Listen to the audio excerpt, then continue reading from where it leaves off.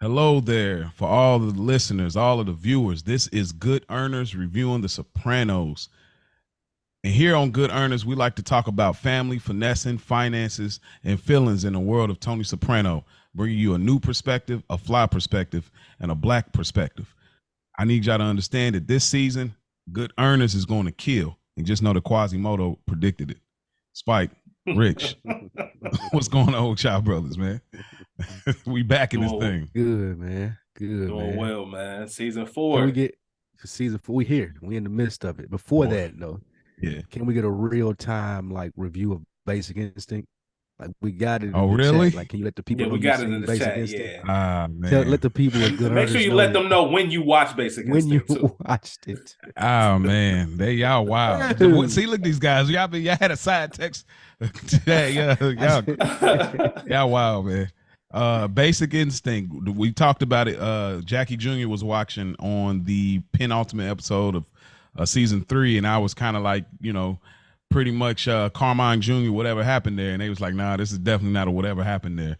In the reaction of Phil Leotardo. You said they in there watching some movie. Yeah. So, bro, I found the Flat out movie. legitimate classic. I watched this joint on Thanksgiving, and this movie, bro, blew my mind. Dog, I had to text them like, yo, this is crazy. What kind of animal watches Basic Instinct? What kind of animal does that? On Thanksgiving. Boy, Thanksgiving morning of that. Thanksgiving morning. Yeah, bro. Texas early. That movie was fire, bro. I was wrong. That shut me all the way up. I was like, yo, it's definitely a great first watch. It's a great first watch. Man, awesome. That first watch is awesome. Dude. Stellar performance by Michael Douglas and Sharon Stone. Yeah, Stellar performance. Michael Douglas 100%. was in his bag. Yeah, bro. That era right there, he got like 4 I was or like, 5 I believe this guy. I'm like, oh, he's Michael Douglas was that dude, man. It's crazy, man. But nonetheless, it was a great movie. But we're not here to talk about Michael Douglas. We're here to talk about season 4, episode 1. Spike Lou, give us that Spike synopsis. Let's do it, man. This is the season premiere, season 4, episode 1, for all debts, public and private. Carmela, she's worried about her future, and if something were to happen to Tony, God forbid, what would she do? Adriana and her new friend have been spending a lot of close time together, and Chris is starting to party on a daily basis. Tony has big deals in the works with New York, so he wants Chris closer to him so he can test his loyalty in certain ways, his episodes. And we learn that Paulie's in the can. This is season 4, episode 1, all debts, public and private. All right. Opening scene. Carmela reads the Italian news of the New York Times. And Tony, this is our second time? No, it's our third time now at this point, right? Tony going and getting the newspaper? Yeah. Season 2, season 3, season 4? Season 2, season 3, season 4, yeah. Okay. Becoming a staple now in the road. Yeah, okay. This song is terrible.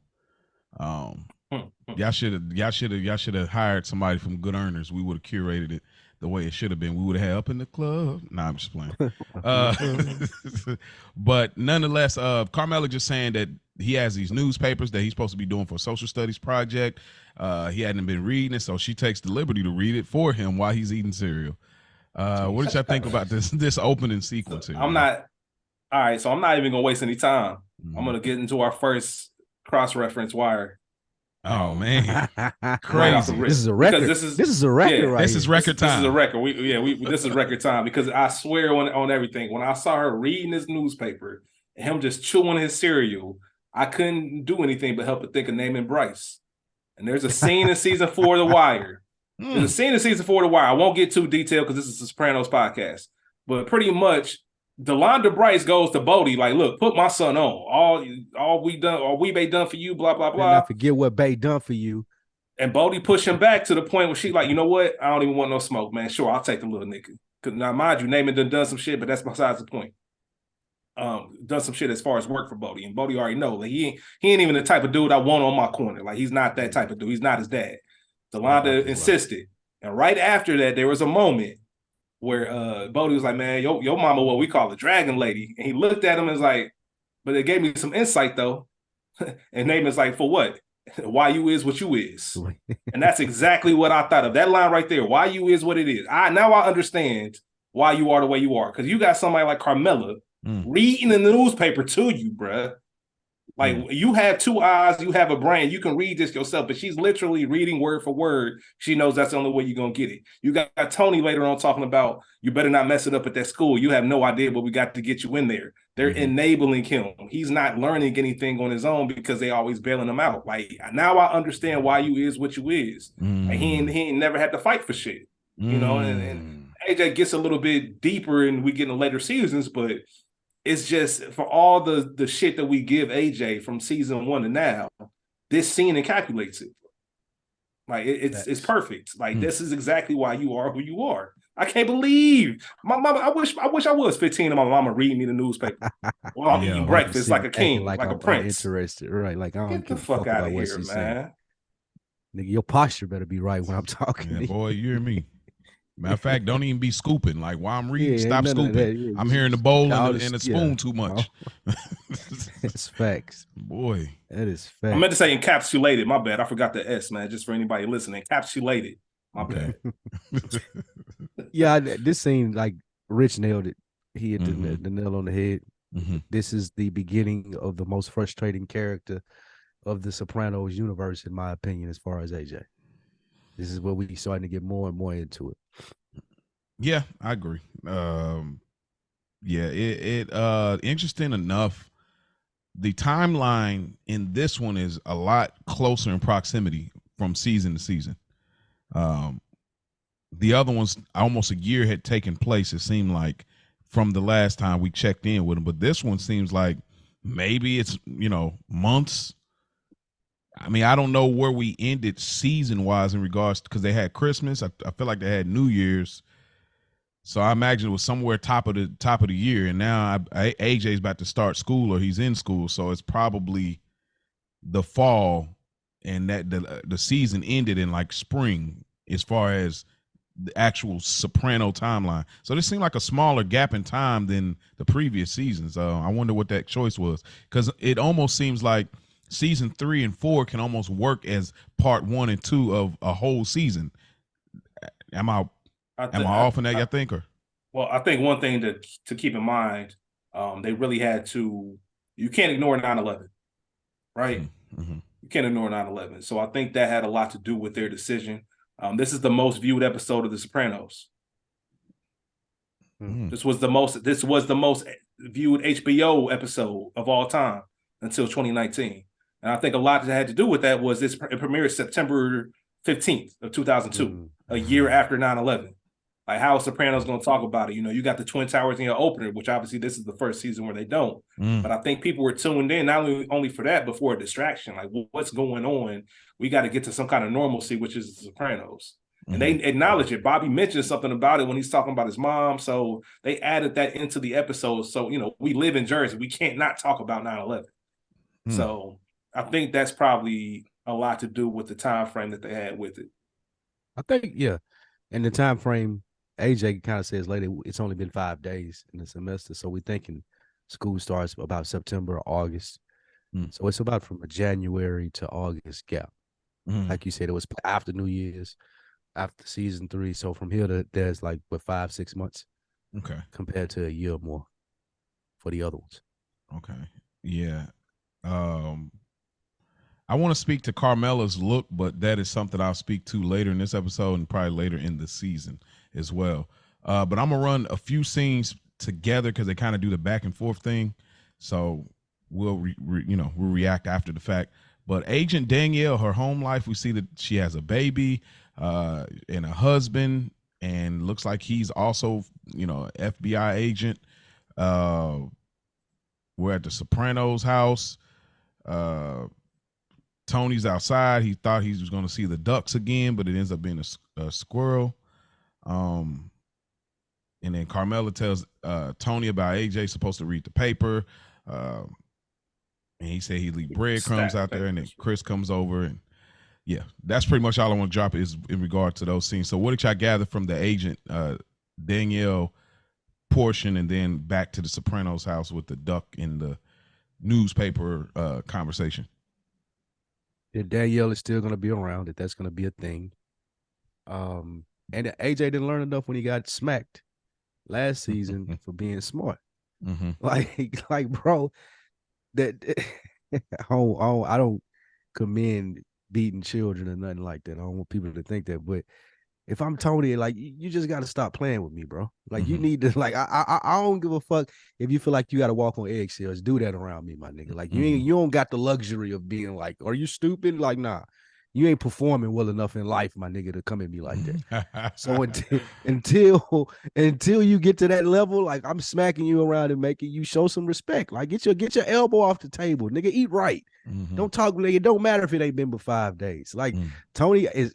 You talked about Carmelo. Tony is aiding and abetting a lot too by letting him get off with these smart, snarky, bullshit comments.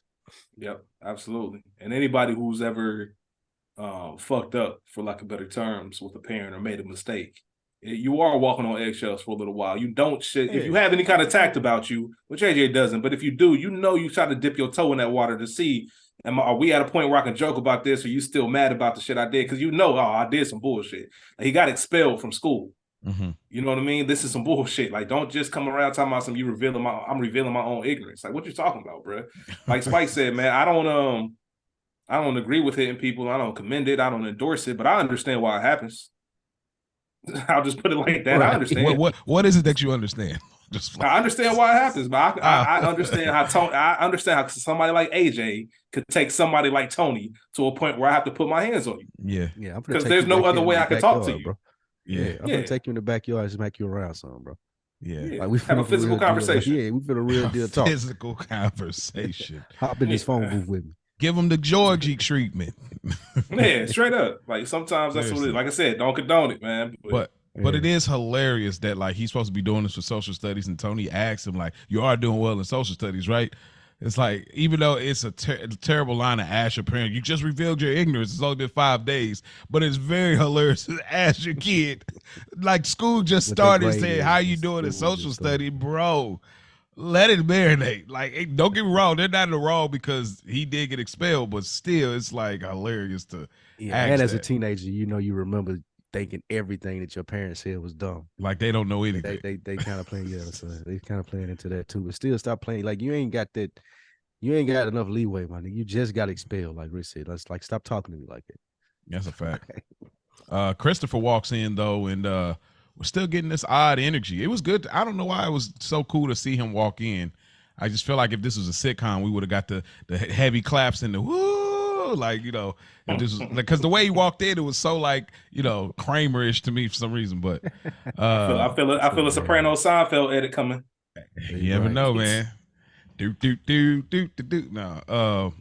Shouts out to Sopranfield and Yada Bing, man. Those are great blend pages. But yeah, we get some breadcrumbs here. Chris comes over to pick Tony up instead of Furio to switch things up, and Carmela asks about him. Twice. Twice. What do you think she's picking up? He on that stuff? No, she picked it up on Furio. What you talking about? Oh, Furio. I thought she. Okay, sorry. I thought y'all said that she asked about Chris twice. I didn't watch this episode twice. So I was like, huh? She asked about Furio twice. That's what I was alluding to. I said breadcrumb. Oh yeah, that's okay. The breadcrumb. Yeah, of like, which was like really smart. Did it feel a little heavy-handed? It came out of nowhere. Okay, especially if you blend the two seasons together. It's like, well, what? Like, because as Sopranos viewers, we know nothing is really done accidentally. So we catch her doing her hair in the oven, and then she asking about Furio twice. That's them letting us know, this is gonna be a thing. Like, this might be something. Like, what the fuck is? Why would Carmela even be mentioning Furio's name? Like, why does he even know it? You know what I'm saying? So, yeah, the only time Carmela's ever fixed her hair like that was for Vic. Yep, we saw she took him down in the guest bathroom. She was ready, so and letting you know what time it is. Thanks. That's a great point. I guess I almost wish they would have done something when they had the little celebration last season for Furio. Or what's that, season 2? It was season 2 because P was around. when they had that at the Soprano house and Furio was getting used to like American culture. I feel like I wish there would have been some kind of seed there where like maybe kissed her hand, gave a little bit of, because it does here, it works because we know the setup, but it does feel like like you say, out of nowhere, it's like, dang, I wish there would have been like, did you see that look? And then kept it moving, and then now it pays off as we go forward. But nonetheless, it's not a gripe so much, but it is something that I wish it would have been like just a little crumb, but I didn't quite catch something. I don't know, maybe I mentioned it before in a previous episode. Listeners, hit us up. That's a hell of a thing in the writer's room, I feel like, to come up with. Like, what if the boss's wife has the hots for one of the workers? I feel like it's a really cool avenue to explore. So I do understand how they threw it in there.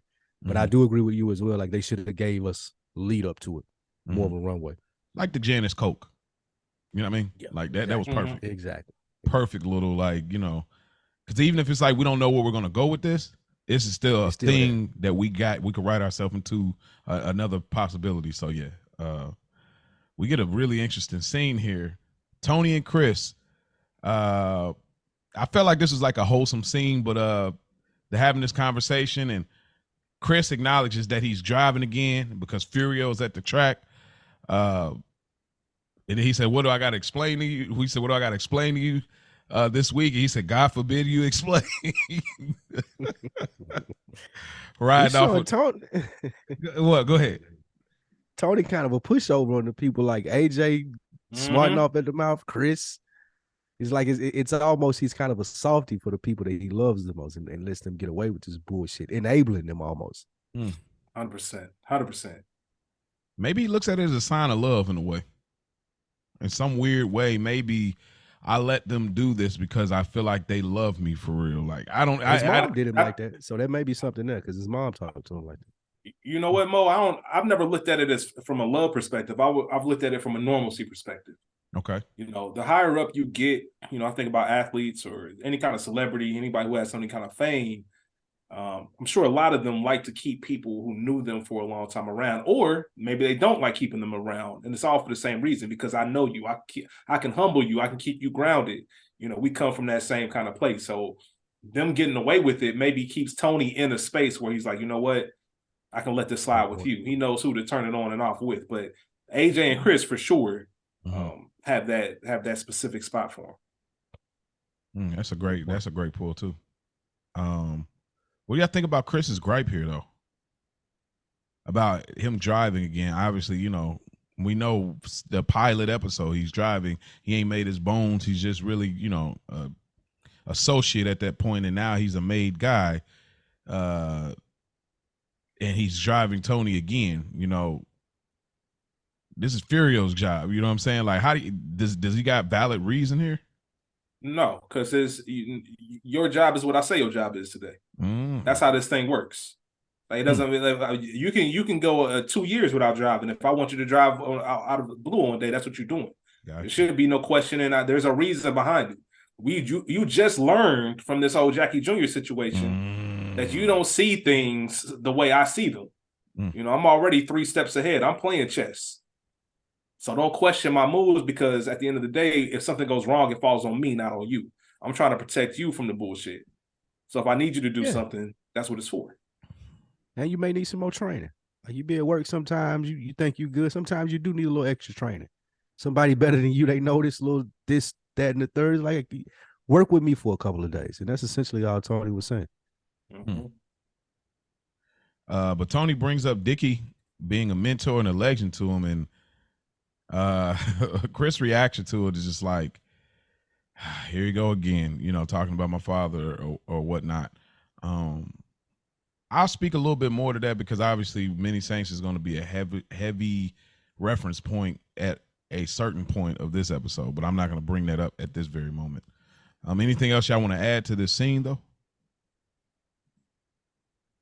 Yeah. Okay. We get back another short scene. Agent Danielle and her husband, and the baby stops crying, and Danielle has the fluffy hair. This is just it. It's always frustrating, these things, because the way they were setting it up, I'm like, oh, this is about to go down, and it just didn't. Like, with this character, like, I'm not trying to spoil it, but you guys will see the storyline will be what it be. But it just frustrates me because the build up. This character is in the first episode of season 4, and they're giving the airtime over here, not really doing a lot, just showing, oh, this is the preparation. She's in the swing of things, but they just didn't. They're not going to do what I thought they were going to end up doing as far as really being heavy on the development in these scenarios with this agent. But I ain't gonna keep getting on my soapbox every episode about Agent Danielle, but it just bothers me every time because I just feel like it was a missed opportunity. With him about that. It's just a missed opportunity to me. Like I just like I could have really. I can't wait till we hash that out so I can really understand what you mean. Okay. I can't wait till we get to the point where we can talk more about it. Yeah, I do too. Then I think when we get there, y'all be like, you'll be like, okay, and then you be like, yeah.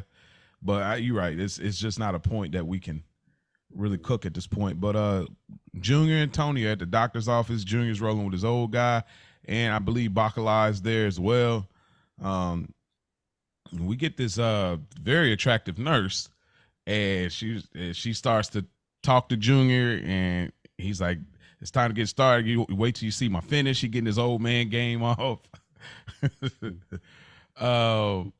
But they go into the office. But I wanted to say, like, did y'all notice, like, she was giving Tony them eyes? Like, am I the only, like, what? I mean, she definitely was giving Tony a look. Bro. And I'm like, I mean, I don't think Tony ever gets involved outside of, I mean, he don't get involved with no black women or nothing or anything remotely close. But still, it's just, it always was an interesting little, like, twinkle moment for me. I'm like, what was that about? But Junior tries to negotiate with Tony because of the $1 million tag and court fees. But Tony's like, nah. And Junior makes the point that I took the hit for you as acting boss. What did y'all think about this negotiation and Tony's sentiment about not really wanting to budge at this point with Junior? Yeah, you took the hit. You took the hit from me as acting boss, but you also put a hit on me, bro. Like, I don't want to hear shit about your gripes and complaining. Yeah. You try to have your nephew laid out in the street, your brother's son. Mm-hmm. So I hear you. I feel you. We passed that, but at the same time, an arrangement is an arrangement. Like, you should have been worried about your Shylock business. You know what I mean? There's a lot of other things that are to your detriment, should I say. But you're not concerned about that. Like, don't worry about what I'm doing for you. But it also does bring up a good point too, Tony. Like, yo, all right, shit's going bad. Funds are low. We do need to do something about this. Great. Also, Uncle Junior's, my fault, man. Uncle Junior is funny as hell. Bro. I just looked at it again, but I'll wait. I'll let Spike go. Yeah, go ahead, Spike. It's interesting that this is the beginning of a lot of people crying broke on this episode. And as we've always been able, like we've said in other seasons, you can kind of gauge the success of Tony based off just the surrounding stuff. You espionage shit on the news, people mentioning stuff in passing. For some reason or another, they wanted to start the season off with everybody crying broke. And I really couldn't tell if Tony was suffering or not, because he, as we'll get to later in the episode, like, it seems as if, I mean, cash was still coming in for him. So I wonder where that stemmed from. That's what I got from this thing. Yeah, that's I'm gonna come back to that when we get to the bird feeder. You already got your cut. But no, Junior, bro. Like, yo, let's just be clear. HR, like, he was like getting it off until they try to do the kiss on the cheek, bro. It's like, all right, dog, you like, let me kiss that. Come on, bro. He a walking HR violation, man. Bro, you are in perv territory. I'm sorry. Like, when you start kissing the nurse, like, what are you doing, bro? Like, when you that old, you can get away with that bullshit.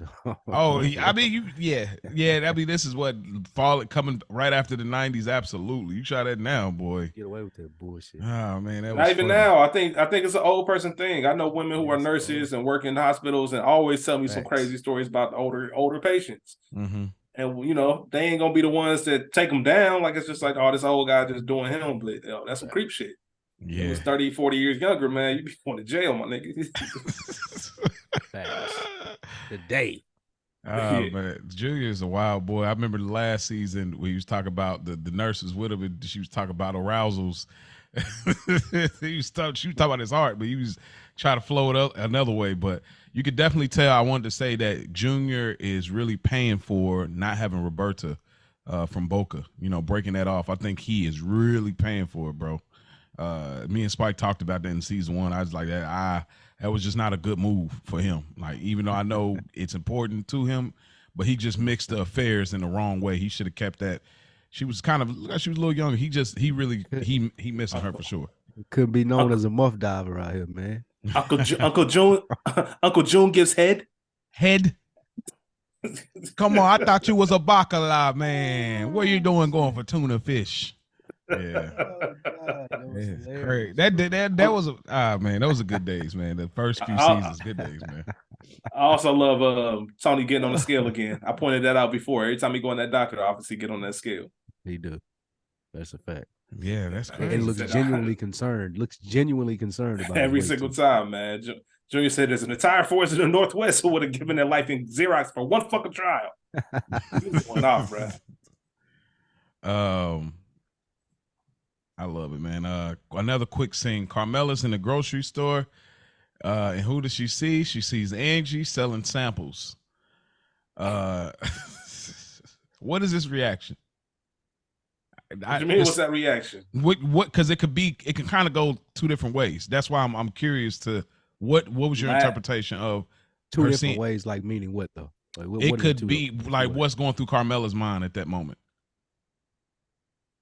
Because this, I mean, obviously it's the first example. Homie. In high school, you was the man, homie. What the fuck happened to you? I don't think number one thing was going through her head. Like, don't let her see me so she won't ask me for no money. Okay, that's one. And two, I don't want to embarrass her. You know what I'm saying? I don't want her to have to, see a certain kind of way because she ain't here serving sausage samples at the grocery store. like, oh, how the mighty have fallen. You know what I'm saying? So I don't think Carmela was trying to even put her in that position where she had to be embarrassed about what she was doing for a living. And I'm curious to what Angie would have done if she did see Carmela, because the last time she saw Carmela, Tony paid her a visit. And I wonder if that really got through to her. She's like, you know what? I ain't okay, there we go. That's the other side I was referring to. Yeah. I really feel bad here for Angie, man.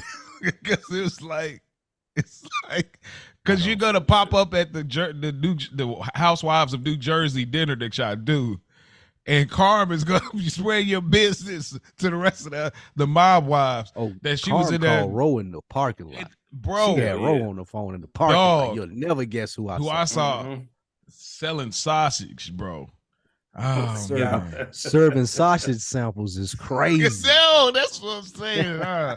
I felt so, but Angie, boy, she gonna turn it around though. Boy, she gonna turn it around on you. Yeah.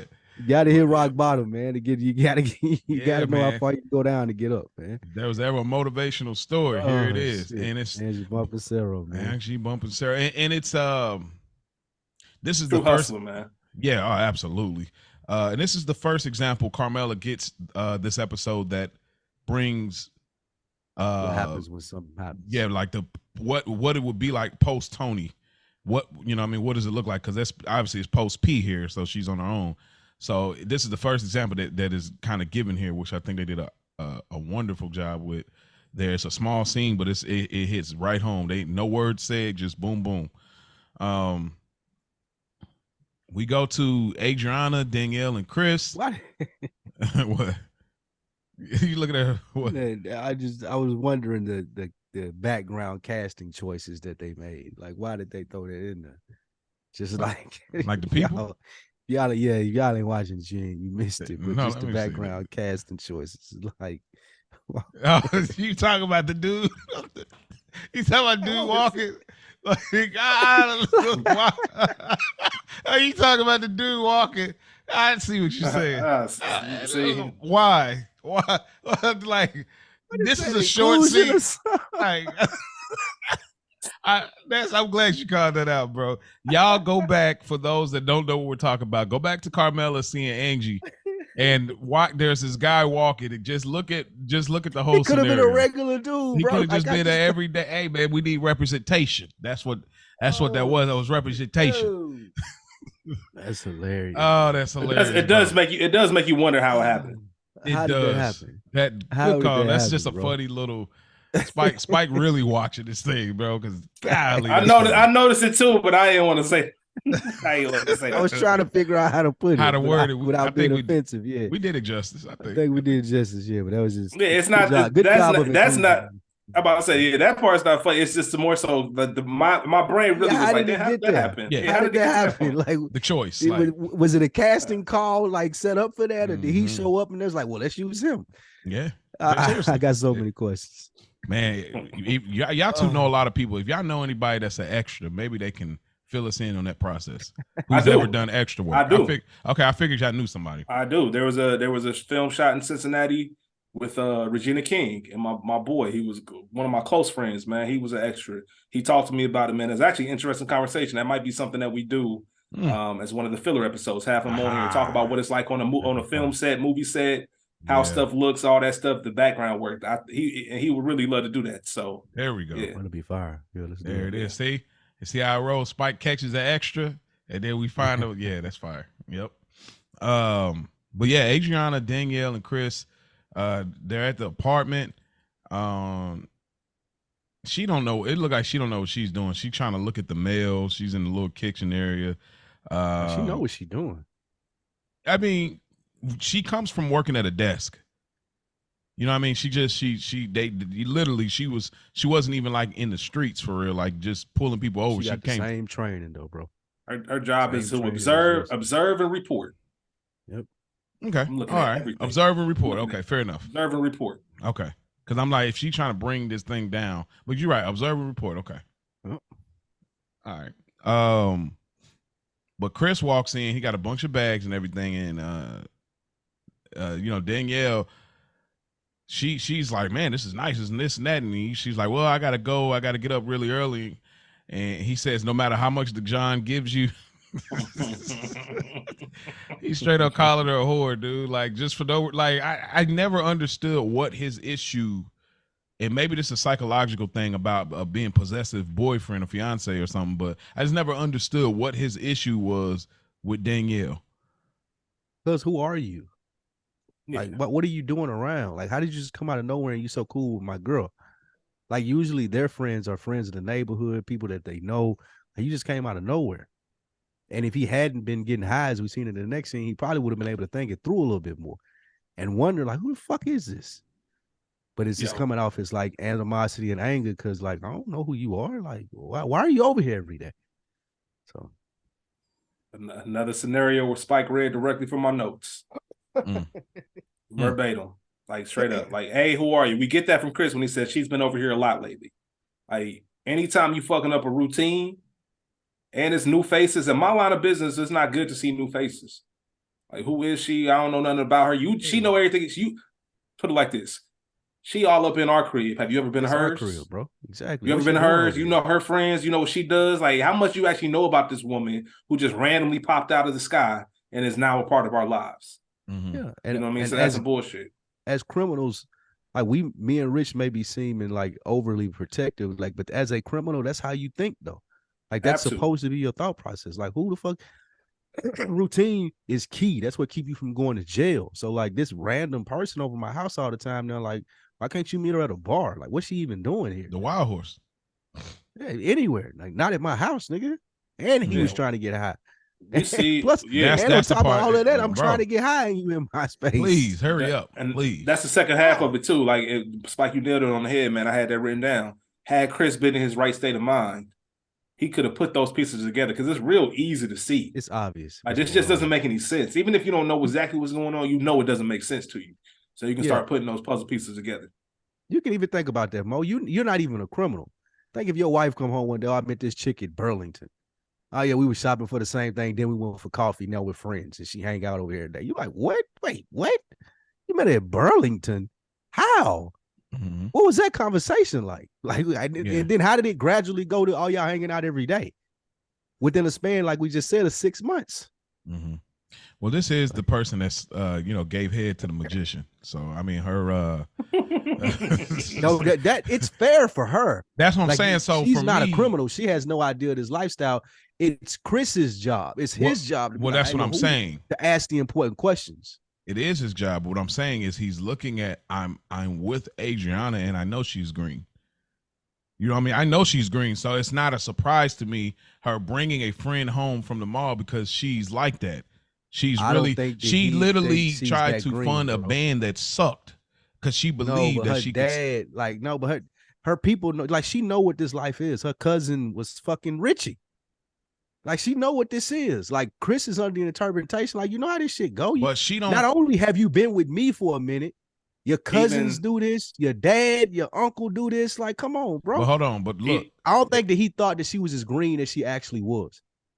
He gave her credit for being like of the lifestyle in the neighborhood. To this point, just real quick, even an example of her saying, "Oh, his cousin's a liquidator. He gets this stuff all the time." Like, I know what to say to people when they ask where you get all this stuff from. What you do? Yep. I agree. Like, I do think you're right. I think he thought she was more aware than she actually was. But what I will say is, it's not always. It's like, oh, like everybody in the family know. Oh, we got a drug dealer in the family that he sells weed, a little bit of this or pills on the side. We don't really know the depth though, because we know them. We don't know the depth of like, nah, he actually has to have a drop off. Oh, he actually had to sit in these rooms. They got to have weird locations to meet. He got to talk to a captain to talk to another. We don't know the full inner working because, oh, I got a cousin that sells some weed and pills, or I got an uncle that. We don't know the details like that. So it's like him expecting her to pick up on that with Danielle or him even. Yes, you're supposed to pick up on that, bro. Nah, bro. It's too like it's even like too what you credit. just said in the scenario, you got a cousin selling weed. Okay, you got a cousin selling weed, right? You're not gonna go over there with your random buddy who doesn't smoke weed. You're not sure if his dad's a cop, if he's a cop. You ain't just popping up over your weed selling cousin house. I'm gonna go. Let's go over my cousin house and chill for a minute. With no random dude, he gonna be like, bro, who is this? Like, who are you bringing over to my crib, bro? Like, you're not that green, and neither did he think Adriana was that green to be like just bringing random people around. So that's why he had the energy that he has towards her. And like, what are you doing here? And you're right. And I think that he really should have just, okay, she been over here a few days. Let me sit down and chop it up with my girl, homegirl, real quick. Had he been in his right mind? Yeah, like that's a simple thing. Real quick, not even my girl homegirl. First, I need to get this established with my girl. Before I even go talking to her or thinking that I'm right, first I need to understand, like, why do you feel comfortable even bringing her around? How did that come about? Where did y'all meet? What's going on? That's before I even start talking to this bitch. I'm going straight Mr. Biggs busted. I'm asking all types of questions, like, how the hell is she your friend if you don't know that she got kids? Like, I'm doing everything, bro. I want to know how much you know. Like I said, the key point is I'm not even tripping about y'all being friends. How did it get to the point where you at her crib? Have you ever been to hers? Have you ever done? Yeah, like it's just kind of weird. Why are you explaining that my cousin's a liquidator to her? Yeah, you don't even know where these fucking bags come from, bro. You at my house. You ain't don't ask questions. Like, don't ask no questions. Don't ask no questions. His cousin's a liquidator, bitch. Shit don't matter. No, seriously. What are you doing here? Yeah, it's crazy. But and then, like I said, she's holding up the, she's holding up the high train. So, Chris goes to the back and he immediately get into it, taking the shoe off, taking the socks off. I mean, this heroin, correct? This is definitely heroin. Okay, this is heroin. So this man is shooting it in his foot so he can't it can't be seen. Yeah. So there was some smarts there. It's very interesting to call back to. That ain't smart. That's any junkie. Okay. That has keep up with appearances. Well, like, I promise you, if Tony suspected him, he would take his shoes off and look between his toes. Mm-hmm. Chris does. Yeah, but what I'm saying, Chris does a lot of dumb things that are like blatantly, but it seems like he's starting to at least get a little more clever. Maybe that's the better word. Nah, this is dumb all the way around, bro. This can get you. He didn't create that. Yeah, I'm about to say he didn't come up with that on his own. I mean, but remember There's not one smart part about this, bro. What I'm saying, remember commendatory. Remember he met the dude, and dude had he had to connect the dots all over his arm, and Chris got high then. I don't know if Chris shot right to the arm or not. You know what I mean? He a made man now. He got more skin in the game. Yeah. He just can't get caught doing it. Like he shouldn't be doing it any goddamn way. No, he shouldn't be doing it. I'm not condoning it. He foot. shouldn't do it at all. But yeah, but the only way he going to his foot is just because he know that people can't catch him like looking at his arm and shit. Yeah, it's crazy trying to be a functioning heroin addict, bro. That's crazy. Right, in the mob though, like people want your head, like on a platter, on a stick. You know what I'm saying? Like literally playing with your life. But I want to speak lastly to like the relationship between, with them, and it's just so realistic. Like as far as like Adriana, like he's like, you want to get high, and she was like, no, I'm just gonna smoke some weed, and it's so realistic. She wasn't. Yeah, she was about to smoke heroin. I know weed. Not weed. Wait, hold on. She smoked heroin. And that's why he said that's more addictive than shooting it. That's why his response was that. Hold on, wait a minute. Yeah, bro, you gotta listen. Trust me, you can't be on heroin and not be dating someone who's not on heroin. Yeah. Or if she's not there's nobody who's not on drugs with you that's gonna be okay with it if she knows. Like she's either gonna try to help you or she's particieiting. One of the two. It ain't no. Wait, what? She's help you say it again. She's either gonna. All right, so if you're dating someone, if you're on drugs, right? If the moment that woman you're dating finds out you're on drugs, is either A, she's joining you, or B, she's letting you get help, especially with something like heroin. Like there's nobody that's just gonna be cool with you taking H. And so, oh yeah, do your thing. Oh, he's in the bathroom taking heroin. Like, no, nigga, what the fuck? So it makes sense that you have an enabler with you. Heroin, crack, and meth require partners. Like you gotta have somebody with you on heroin, crack, or meth. Let me dolo drugs. You can hide it as long as you want to, but once that's found out, like it's not. Yeah, that's a deal breaker, man, for anybody. Yo, smoking heroin. All right, I can't even. Which is a breadcrumb for later in the episode. Yeah, yeah. But again, it's just. It really speaks to like a woman like Adriana. Like there's a lot of women like that in real time where it's like they just love they dude so much, even though he's a piece of dirt, and you trying to rock with him, but you really ain't with it. But you don't know otherwise. Like this is what you think you deserve. It's just crazy. It's so realistic. I mean, it's very relatable in some people's story, which I feel like they really nailed this relationship and Tony and Carmela throughout the series, and Michael Imperioli. I mean, bro, incredible performance by him this episode. Bro, he's not getting high like at all. I don't feel anything. Once they say and cut, I'm going back. My eyes are not rolled anymore. I'm not sweating. Wipe this water off my. Like it's crazy when you think that and cut. Like oh okay cool yeah all right water break. Like man, it's crazy. He really nailed this man. He looks high. Tony makes some ice cream.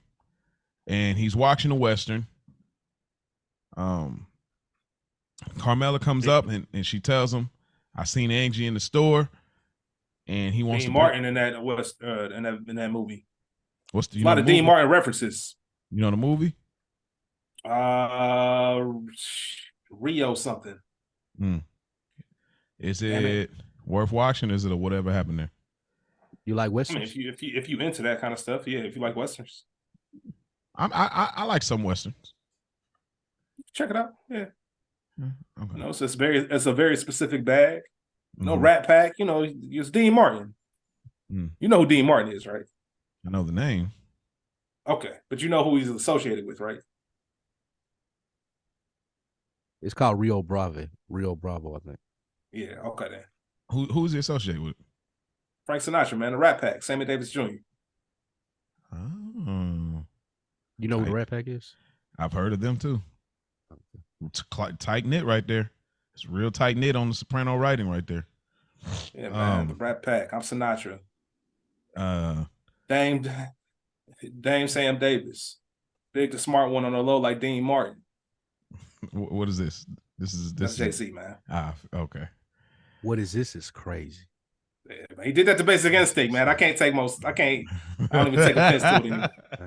Some movie. Hey, somebody out there listening be like, yo, Moby, man, I'll be with him. Like, it might be 1%, but somebody like, man, they be tripping. They be tripping. Man, Moby. Shut up. Shout out Shout to out them, to man. them Yeah, people, straight up. man. Yeah, We love them. shout out to the them too, Mohive. man. The Shout out to the Mohive. Mohive, man. The Mohive is crazy. It's a small hive, but they out there. Shout out to the congregation, the Mo Shout out congregation, to man. you. A Yeah, wild, that's where we man. go. The congregation is Congregation. crazy. I love you dudes, man. Thanks. Snap. But the congregation, I guess we all need like a name of a fan base, right? Low key. Yours is definitely the congregation, man. It's I'm with that. congregation. Hell yeah. I will. Hey, if you got merch, man, I'm buying. You buying some? Thanks. Yeah, Part of the man. congregation. Yeah. Oh, man. Church saved, man. Y'all wild, man. I love it. But Carmella, Ain't this the worst though? You're a husband. I know you can speak to this. Ain't this the worst? what? You sit down, you ready to, you watching your show, nigga. You done fix you a big bowl or whatever it is you want to eat. And your girl walk up on she got that look on her face like, and it ain't even nothing where you like it's trouble or nothing. You just like, you don't want to hear it. And you know you don't want to hear it even before she gets started. Those are like the most frustrating conversations for me. I'm like, why we gotta talk about this right now, bro? You know, because you know that feeling where you get I've taken care of everything that you know. You couldn't possibly want anything. Yeah, like you look for me to do this. I took care of this. I cleaned this up. I got this done. Everything's good. We're good. Blah blah blah. I'm having a moment to myself, and then this comes. And it's like, bro, like that's why you said I said hit it on the nose. I know we all have been there, and probably vice versa. But do y'all think she has a legitimate concern about the future financially? As a woman, yes, like she has the right to worry about these things. This conversation isn't far off. Like he says, you're taking care in perpetuity. Like what does that mean? Mm-hmm. Especially since I just seen your best friend's wife working at the grocery store, and like while she may know what Tony does, she may not know the hierarchy or that he's the boss or whatever it may be. Well, I'm sure she knows that, but she doesn't want to be in the same position that Angie was in. So these questions are really relevant right now to her. 100%. That triggered it. She was already probably a little bit concerned. Once again, we talk about the economy, where people are with 9/11, people's fears, the unknown. You know, it's a lot to trust somebody to say they're gonna take care of you, and you have no idea what that means or how that is. Like she has no ideas about their finances, where the money is. She doesn't have access to any accounts. So if something did, if I am Carmella, at any given moment when you walk out this door, there's no guarantee you coming back. It's likely, but it's no guarantee just because of your line of work. So if something were to happen, like what are we gonna do? Like how long are we asked out? You say there's money for us. How long until somebody approaches us? How long until I have to worry? All types of stuff. So I get her concern. But James Gandolfini did an incredible job of, like Spike just said, just knowing this is about to be some bullshit. Like the way he kind of like gives her the head nod, like, sure, you can sit. He didn't say yeah verbally. He just said, yeah, can I turn this off? You turn it down. Like this ain't even about to be no long conversation for me to turn this off. Yeah. Like I'm letting you know I'm letting you know right now. Missing that much. I'm gonna be real with you. Just cut it down a little bit. Yeah, just turn it down. That's funny. Yeah. And then, like, even when he's caught catching himself about to snap, then he just pulled back and they just went back to eat ice cream because he's about to go there. He's like, you know what? I'm not gonna even do that. Yeah, I think Carmella legitimate. This is very legit.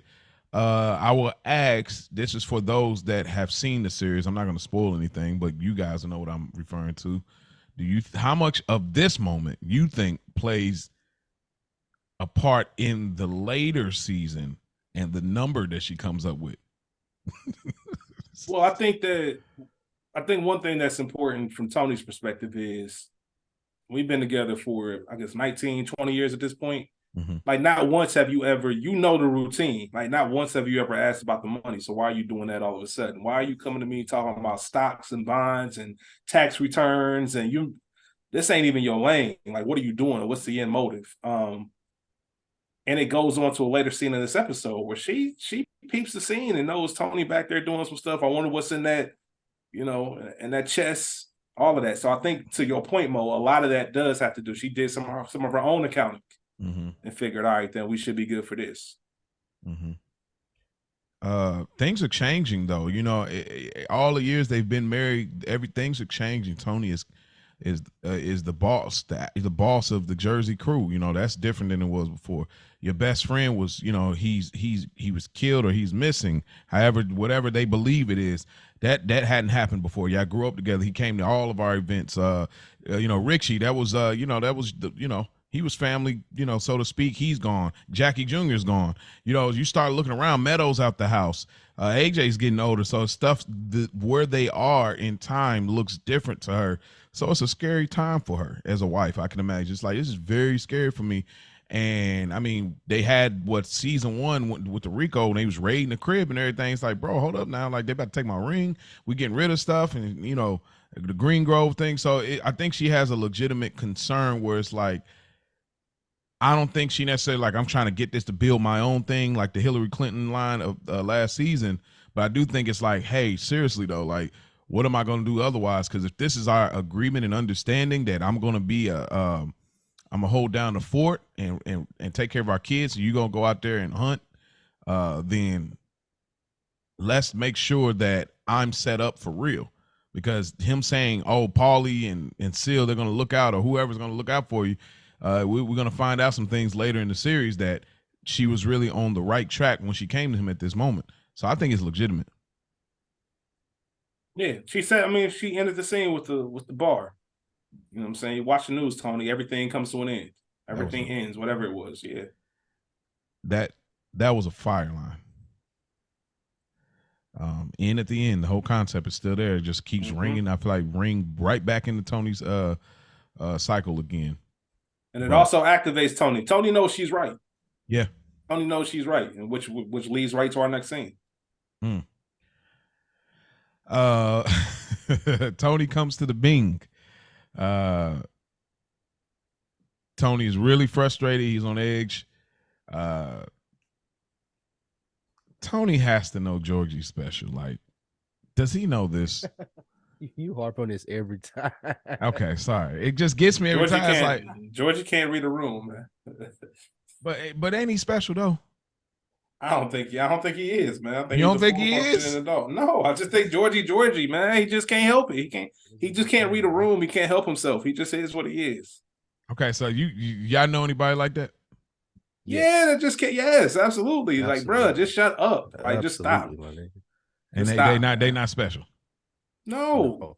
Okay. That's it. They just them. They're just like, yo, they just bro, them. They are one of one, huh? Yeah. I record one. Y'all got anybody in mind? Oh, really? Yeah, man. Georgie he just out something. I don't know. I think everybody has it varies of what the actual trait is, but everybody just got that one thing that you just can't help it. Yeah. You just can't help it. And you don't know why. Like, bro, you know, Georgie knows to shut up. He knows. But in his head, for his brain, the way his brain processes shit, he's just like, all right, but Tony, I just wanted you to know, like, bro, still even trying to save him. Like, stop. Like, just stop. Just stop. Same thing with Sunshine, bro. The same way Sunshine talked his way to his death, bro. Like, he just couldn't help it. Like, that's who he is. Sunshine. Bro, shut the fuck up, bro. Who keeps talking with a gun pointed at you? Bro, Sunshine, like I'm saying, like something ain't there. Like, it's not all the way. That's just who he is. That's cool. He doesn't read that situation the same way normal people would, let me not say normal. The majority of people would. Yeah. Majority of people, if they were Georgia, you would look at Tony's face and be like, all right, man, let me bring this shit up another time and not say nothing. Tony already done smacked me across my head 11 times, but Georgie just had to keep going. He can't help it. Because you know the thing, ice, Tone, when it hangs around, it gets water. Bro, getting whipped over a debate on ice is crazy. It shouldn't have been a debate. That's the problem. That's the only problem. It shouldn't have been a debate. Just say that. All right, shut bro. up. Yeah, okay. I got what you're saying. So throw this in the big freezer in the back somewhere, bro. All right. But I know people like that too, and it'll be the thing. Like, and I'm talking about Tony. Like the thing is, like, just let them get it off. They in their mood. Just let them get it off. You can say anything, and then they're gonna come back at you with that because they frustrated anyway about some other shit.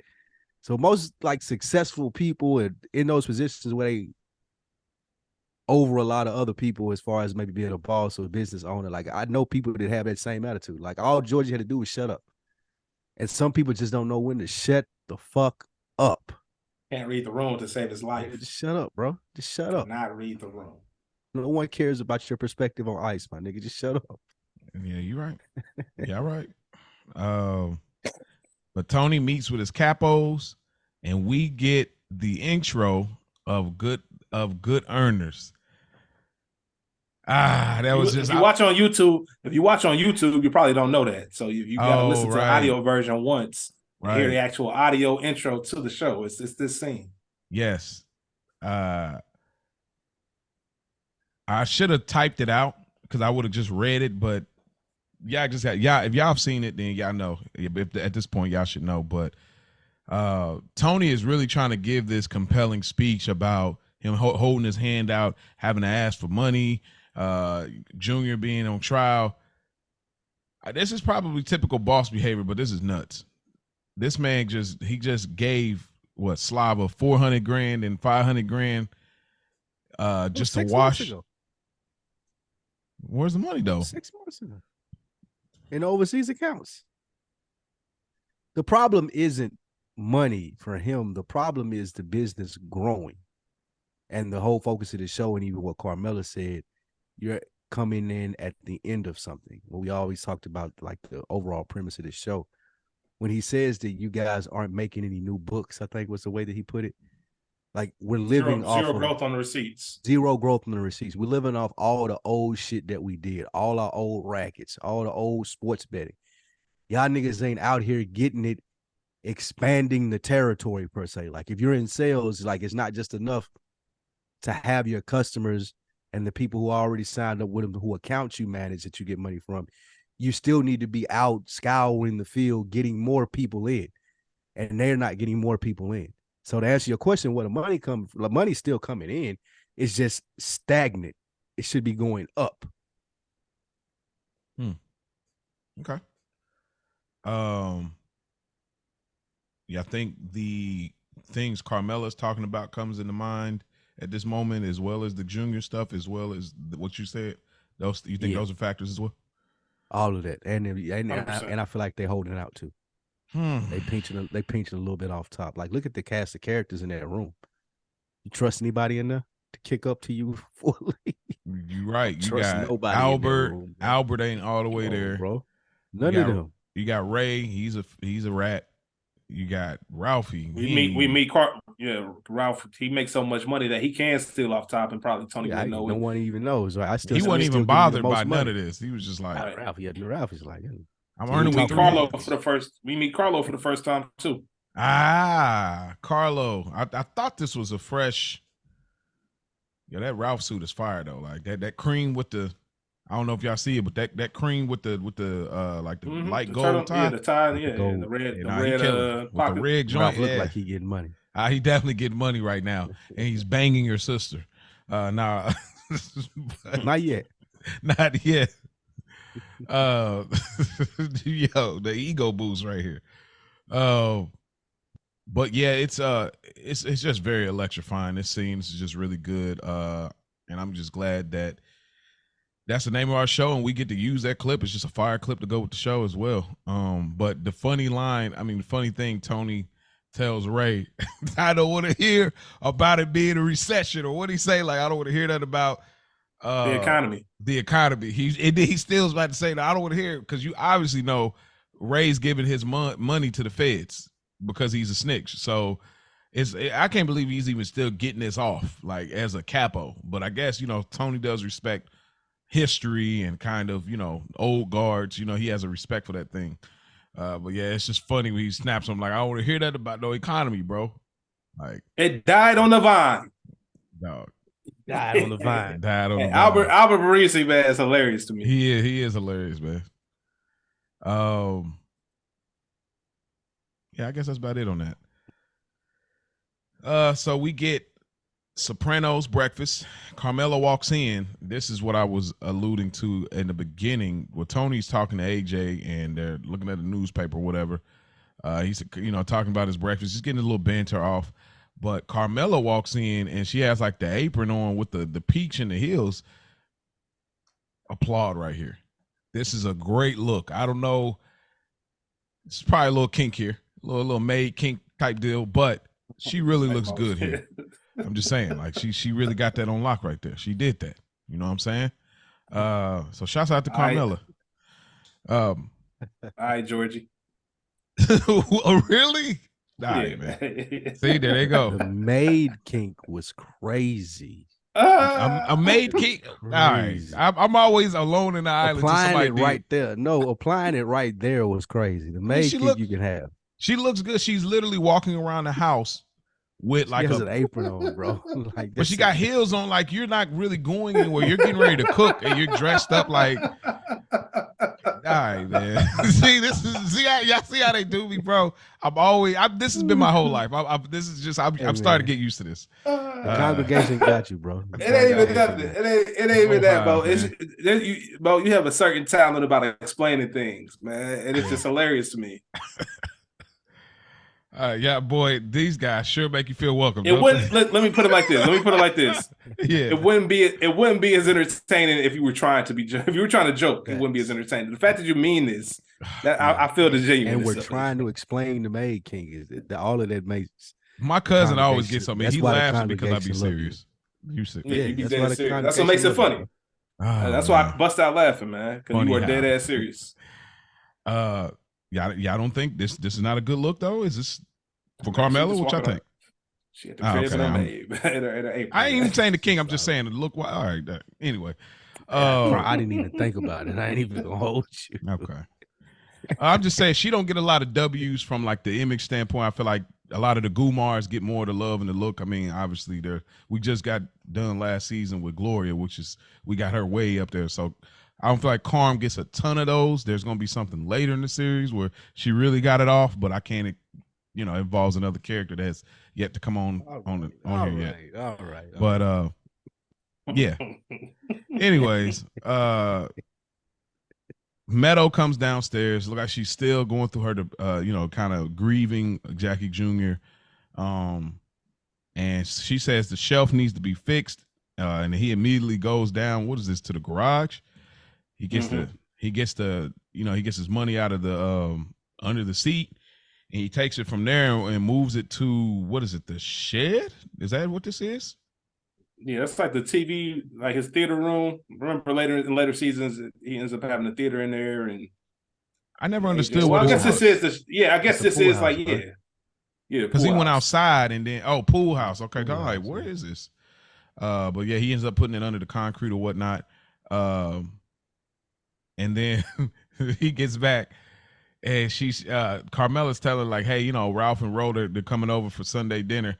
And he's like, it's not Uncle Ralph, because she said Uncle Ralph to AJ, and he's like, it's not Uncle Ralph, bro. I thought that was like a great throwaway line. But anything I want to add to? Carmella said she coming from church. That's why she looked like that. Because she said to Meadow, you supposed to get up early. Gotcha. Okay. Church. So she probably just threw that on after church because she was kind of threw that, bring some groceries in. So just threw the apron on, but she still had her church fit on. Okay. I found it interesting that Tony, like, as soon as she said she was down in the garage, it was almost like he already suspected her of like peeking or moping or nosing around, because he's like, you was in the garage? All right, let me go check it out. So that's me. I feel like that's men for you too, bro. Just that paranoia, because you like your dirt's too close. Like, like what you doing down there? Like, your dirt too close, bro. You too close to hold right there. But I guess we can go transition into the Sunday dinner. But the Sunday dinner comes, and Ralph is doing what he does best. He commands the room with his jokes. I loved even how he was talking to the other young boy that was with AJ, just talk about his dad's car was like a car with panties or whatever. I didn't get the specific name of the car. Maybe one of y'all did, but he's getting it off. But Janice, talking about a Porsche Boxster, if I'm not mistaken. Okay, a Porsche Boxster with panties. But Janice is getting her Eddie Murphy on, like, just laughing at everything, just eating it up like he is like doing a stand-up bit. Carmela's dad tries to talk about, his time with a motorcycle, the Vincent Black Shadow. Hey man, fun. That shit had me so weak. Bro. That shit had me so weak, bro. I mean, when I say I paused and laughed for about 5 minutes, bro. Bro. what is it what's so funny to you about it, bro? Because man, we already talked about his Carmela's mom, man, just how the way she carries it. And the fact that, poor Hugh, man, he's just trying to live the last few years of his life that he got, man. Try to, reminisce, remember the good times. Yeah, we had a motorcycle like that too. The Vincent Black Shadow. You heard the pride in his voice, like it took him back to that time, and all of a sudden, just wrecking the dream. The Hoods all drove those. They beat you up that time. Remember on City Island, the whole table. Nobody needed to know this, bro. Nobody was there. You probably wasn't even there. You got to tell everybody that I got beat up. You look at Tony's face. Tony kind of gives her that look, like, oh shit, like this is what you got to deal with, buddy. Yeah, yeah, man. They beat you up that time, remember? On City Island. Like, damn. Like, dog. I knew I should have. And see, that's why you never tell your girl you got whipped. You never tell her you got beat up, jumped, none of that. They beat you up that time. Remember you weighed 105 pounds? Bro, she just had nothing to do with nothing. Like, you didn't have to say any of that. Who are you talking to? Saying, remember you weighed 105 pounds really says, dog, you touched everything that was in the vicinity, bro. You were a little nigga. Like they wiped the floor with him for real. He touched everything in the room. The Hoods all drove that. That shit. She already started off with the racism. And so is that blacks? Is that what that's supposed to be? Yeah, the Hoods. Yeah. Okay. Well, somebody else said something too about the Hoods. Man, last season, I can't remember what it was. If y'all on YouTube, we recording with one of the Hoods, man. So hey, you remember that funny. time? That's just some wild shit to bring up, like randomly. Like I'm talking about a bike, and you talking about me getting beat up by niggas who used to ride that bike. Husband, like, damn, bro. Your husband. Husband of 30, 40 years. This is why this is a hot take, but this is why I think Hugh has a fascination. Y'all can figure out whatever the right word is, but has some kind of connection, fascination, or appreciation, something for Tony later in the series, because he's what Hugh could never be to his wife. Again, Tony's not a great guy. We know that, but like he's that alpha male. He holds it down, and Carmela wouldn't get that off with him. There's no way you're gonna talk about, like, you're not gonna don't reminisce over me. Like, you know how quickly Tony shuts things down. Hey, remember that time? Nah, yeah, remember when is the, you know what I'm saying? You ain't gonna get that off with Tony. What? My bad, man. Because not only did she say you got beat up, she pointed out the spot where it was, nigga. City Island. You remember, right? You remember that, right? Like, I'm talking about a motorcycle. Why are you telling them I got? Oh man, City Island. You remember? Like, see that goes to like when people don't know how to tell stories, right? You know what I mean? You got to figure out how to make it funny and keep it lighthearted. And that's that person that always just take the joke too far. But she was trying to embarrass him though. Like, she wasn't trying to be funny or lighthearted. Like, her goal was to embarrass that nigga. Cut off his cannoli, man. Come on, man. What was that? It's like Artie talking about some. Yeah, we're gonna have a Martina. Like, yeah, it's a martini, but it's Albanian. In front of my wife. In front of my wife. Hey man, see some shit you just be saying. You be like, what? Like, I can't believe she did that. That is. Hey, bro, that's just hilarious. That's a contender for favorite scene. That is, absolutely, man. No, that's hilarious. That is there, yeah, because it was just unnecessary by far. That's just a completely unnecessary blow. Yeah, Janice is getting her drink on, and she like, he needs some help, but as she doesn't move or do anything, she always does. She's a moocher.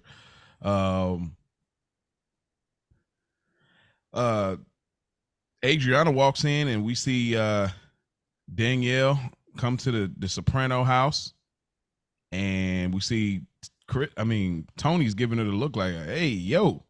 Now this right here, did this seem like this was going to be something more? How they kind of panned in the look between them two? The possibility was there. Okay. But the more frustrating thing for me is like what we were saying for the other, like, why is she with you, bro? You know who Tony is. Like, And I get this is just your friend and you just got to go pick something up, but still like have some respect. Like who I don't know. It frustrates me how green Adriana is acting because she's associated with so many people that live this life. You never should just be pulling up at Tony's house with just some random broad who you think is your friend from 6 months. Like that should never happen. I got to go run over here real quick. I'll meet you after, or you can meet me somewhere. Like, but you, hey, I got to go over to Tony's house. You want to go with me? Like, that's crazy to me. Yeah. I think she just kind of, her and Chris, I feel like they both kind of got that loner vibe. Like they're like always been on their own kind of deal. Like they never really function like amongst groups like that until now. They're kind of in the loop because of him being a made guy, and now why be in the crew? Why be a gangster? Now he understands I can't be doing those things, and now I got to operate in the crew. But still, you see it come through from time to time with Christopher as far as now I'm doing my own thing, like the heroin, like many other things he's done and he's going to do in the series. And I feel like Adriana kind of like, so she found a friend and she's like, oh, I got this friend. I got my own thing now. We riding this out and give her something to be distracted and occupied. But you're absolutely right. She's just not picking it up because you're around these people. You think it's just a regular way of living. You have no idea. This is like illegal. The family is always doing some illegal things. You know what I'm saying? Or participating in items that were gained illegally. You know what I mean? I think it's so regular to her that she's not looking at it like this is illegal. It's just like this is the way I've always known it. But yeah, you're right. Even when you take the legal part out of it, it's just a certain courtesy.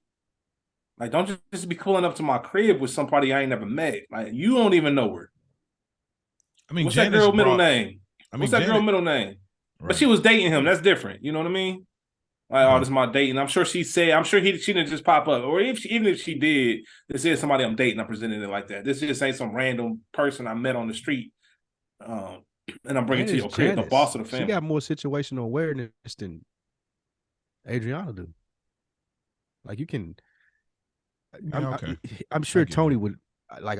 I'm gonna be less skeptical of someone that Janice brings around than I am Adriana. Okay. Yeah. You're right. Ralph goes into the bathroom. He's cutting up the coke, and Janice finds her way in there, and he tries to zhuzh her off, and then she said, "Man, let me in. I'm with it, basically." And she comes in and immediately, sniffs the line, and he sniffs the line. This is crazy. Sniffing coke at the boss's house for a Sunday dinner is crazy, though. Like in the bathroom and Janice immediately gets to it. She's, the bathroom downstairs. Right. She's just getting to it, and yeah, they get to it. Nigga Ralph said, "What are you doing to me?" Right. This is right up his alley. Definitely right up his alley. Oh no, not yet. They gonna get up his alley in a minute. Oh. Yo.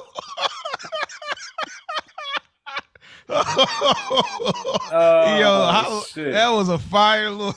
No, she ain't right up his alley yet. Nah, that was perfect. You set that up perfectly. That's a fire setup right there, boy. Yeah, that was a good pass, Mo. Oh man, get a Ralph alley. That's great. That was a great oh man. Like I ain't got you yet. Yeah, man. Oh, good stuff. I think that's about it from Can we speak to like well now go ahead. Go ahead. Janice is it's something to be said about how she's able to, from Richie even to the dude with narcolepsy to now Ralphie, she's a chameleon. Mm-hmm. She knows how to be whatever the man that she's dealing with, what he wants. Mm-hmm.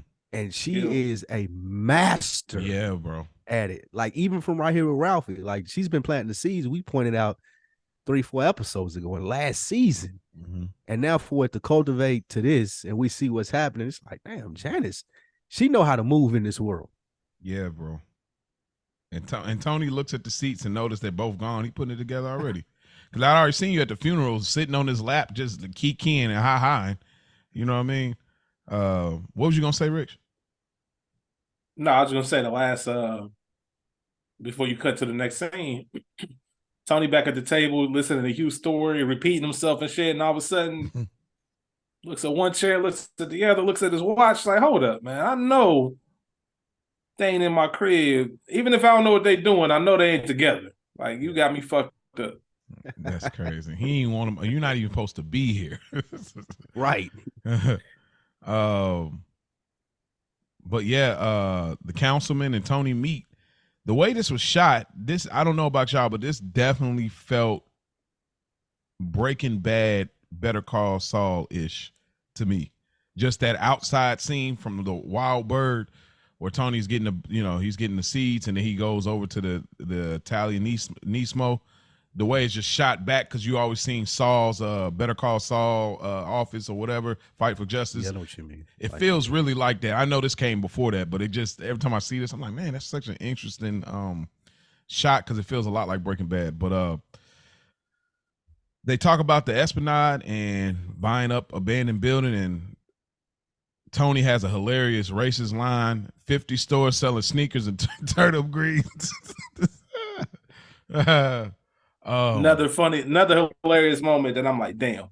Right. It's just like, it never ends. Like, this is who you really are. Like, it ain't even like, I'm not putting on, this is who I am. Anything I add from stores selling sneakers and turnip greens is fucking, that might be the most racist shit Tony done said, man. That might be the most racist shit since the actual first meeting with Noah. The old Tarzan movies like that. 50 stores selling sneakers and turnip greens. It's fucking crazy. Yo. Facts. Yeah, turnip greens and sneakers is crazy, bro. That he just wrapped up the black race in two items, dude. Sneakers and greens. He be saying that shit so matter of factly, like so casually, like it just rolls off the tongue. Like, what could be wrong with it? Yeah, it's like am I lying? Am I lying? Yeah, that part, like, you know it, I know, we all know it. You know what I mean? Like, it ain't no. But anything I get from that, I think, did he bring up Junior's garage at this point? Yeah, the garage. He said his uncle had some property on that street he was mentioning. Okay, so there's a bigger play in hand for Tony right there. Absolutely, 100%. Okay, so you telling me about all this bread that can be had. You know, Jay-Z's 444 album. You know what I mean? I could have bought a place in Dumbo before it was Dumbo. That's this situation right here. You telling me I need to buy this property, get some property right here in this area because it's about to make some noise? I bet I'm on it. Somebody in this city just told you I'm borrowing money to make sure I get my shit. You as an entrepreneur, you should be doing the same thing.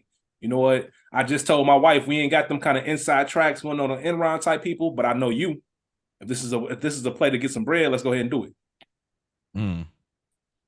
Yeah, I'm leaving here with something. Well said. Straight up. Junior and Tony. Junior decides that he's moving Bobby up instead of that. I didn't even get the guy's name. The old crew member, Murph, Young Murph, man. Murph from, I think I wonder if he was in the diner in season 1 with the old crew or whatever. No, this is first episode. Oh, really? Okay. This is the first time we meet Murph. Are we to assume that he was a part of the? Yeah. He was a capo. Yeah, he's a part of that thing there. He's not a friend of there. He is he's in it. Okay. He's just aging out. Okay. Yeah, definitely. But we see Bobby in no more fat suit. Good to see our man Steve Sharippa without the fat suit here. He's not a regular size now. Anything I get from that scene other than him wanting to move Bobby up? What would Bobby's duties actually be? Because I didn't understand, like, kind of the day-to-day. Yeah, like I'm on trial. Like, I can't even. We gotta remember, as listeners or as an audience, Junior's still the head of the family. He's still the boss of the family. Like, there are still certain things that I need done, even if it's just assisting me. But my business affairs, I need you to handle that. And that's what Bobby will be taking care of. Everything not just your driver, your interview. Yeah. Everything still do for Tony, Bobby do for Uncle June. So he's his consigliere? In a sense. In a sense, yeah. He's the closest person to him. No I wonder need why. somebody next to me that can handle my business because Murph can't. Yeah, My this man got Bobby food step on his up. shirt. Mm-hmm. No wonder Tony's reaction later about the misinformation really bothered him. And it makes more sense now that y'all say that. Mm. The Quasimodo joint. The But whole yeah, conversation. yeah, that whole conversation. That was a Mo conversation. That was a what? That was a Mo conversation. Nice try, buddy.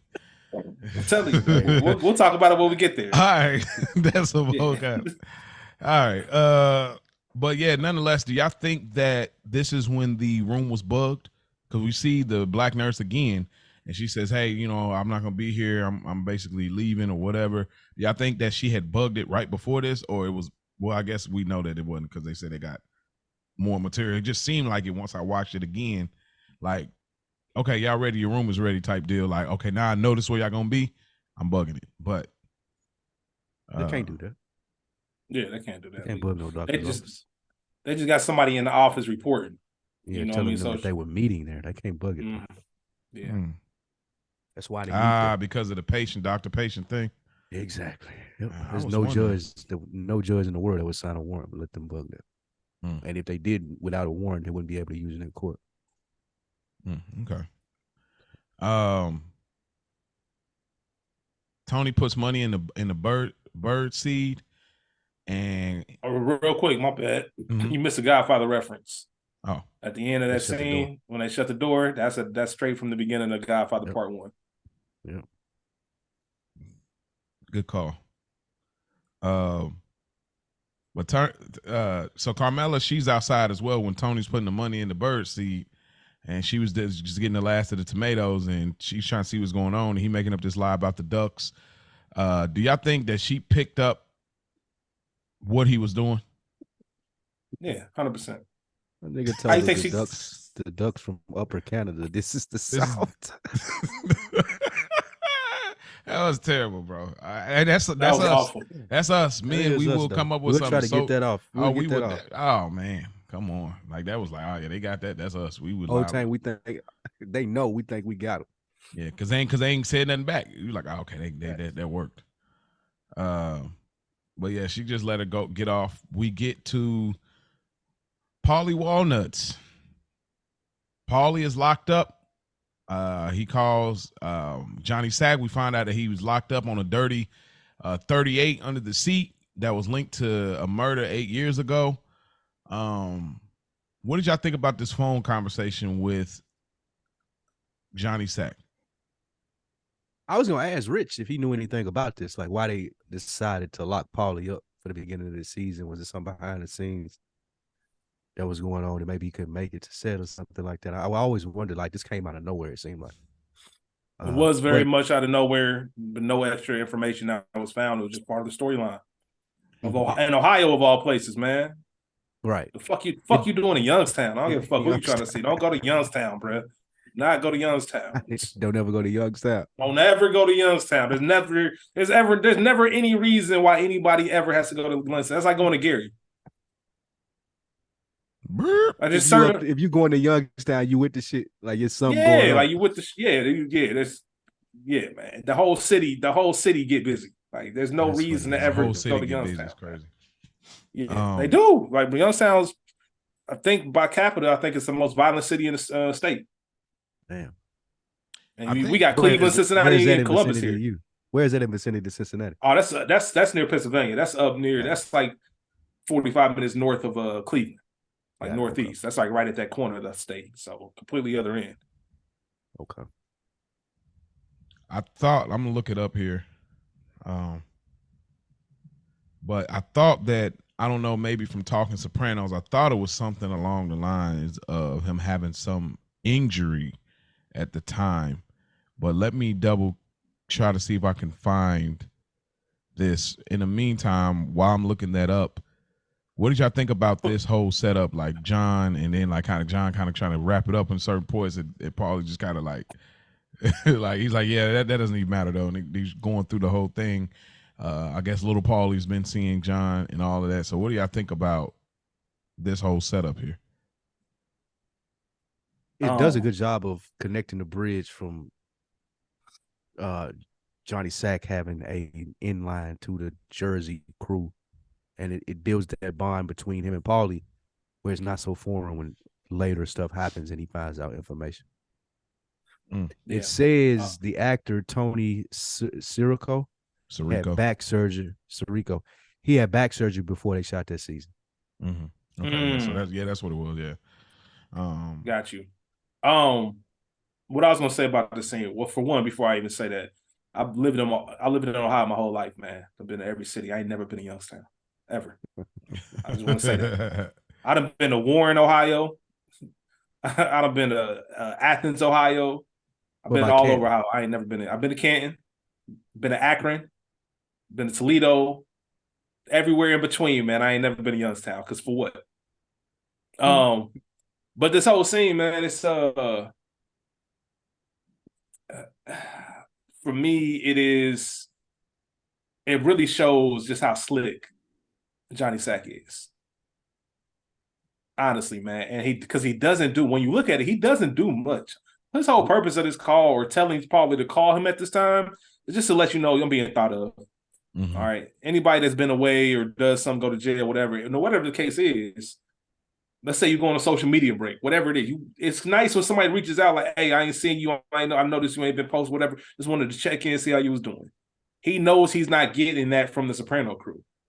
Well, that's the brilliant thing about it. He knows worst case scenario, Tony's doing the same thing because he should be. And if I were a boss, I would be doing this.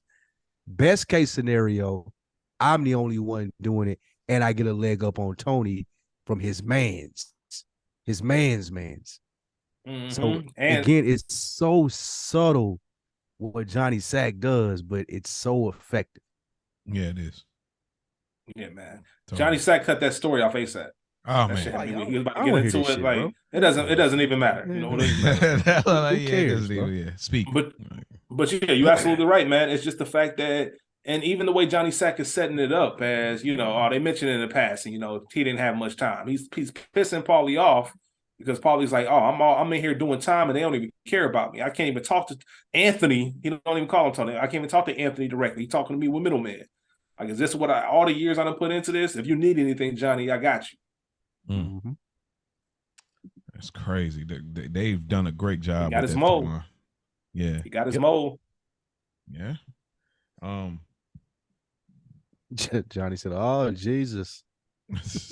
Like, he didn't give two fucks, bro. I've totally had phone calls like this, so it's like it resonates so much. Where I be talking to somebody, and I let them just get it off, and I'm like, "Oh man, that's crazy. Ah man, for real." Now, what was that again, bro? Like, yeah, just. And it's only a limited time. You ain't even got to do that crazy for too long because this phone gonna cut off. Like, all right, man. Yeah, you just let them rock for a minute. Like, yeah, but I gotta go though, man. Hey, man, keep your head up, bro.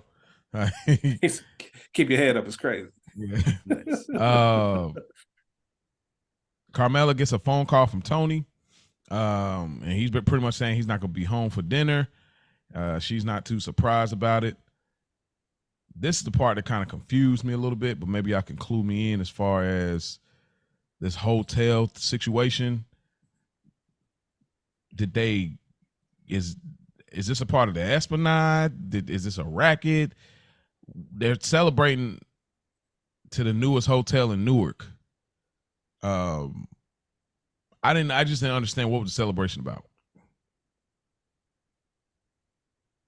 I thought it was from the Esplanade thing too.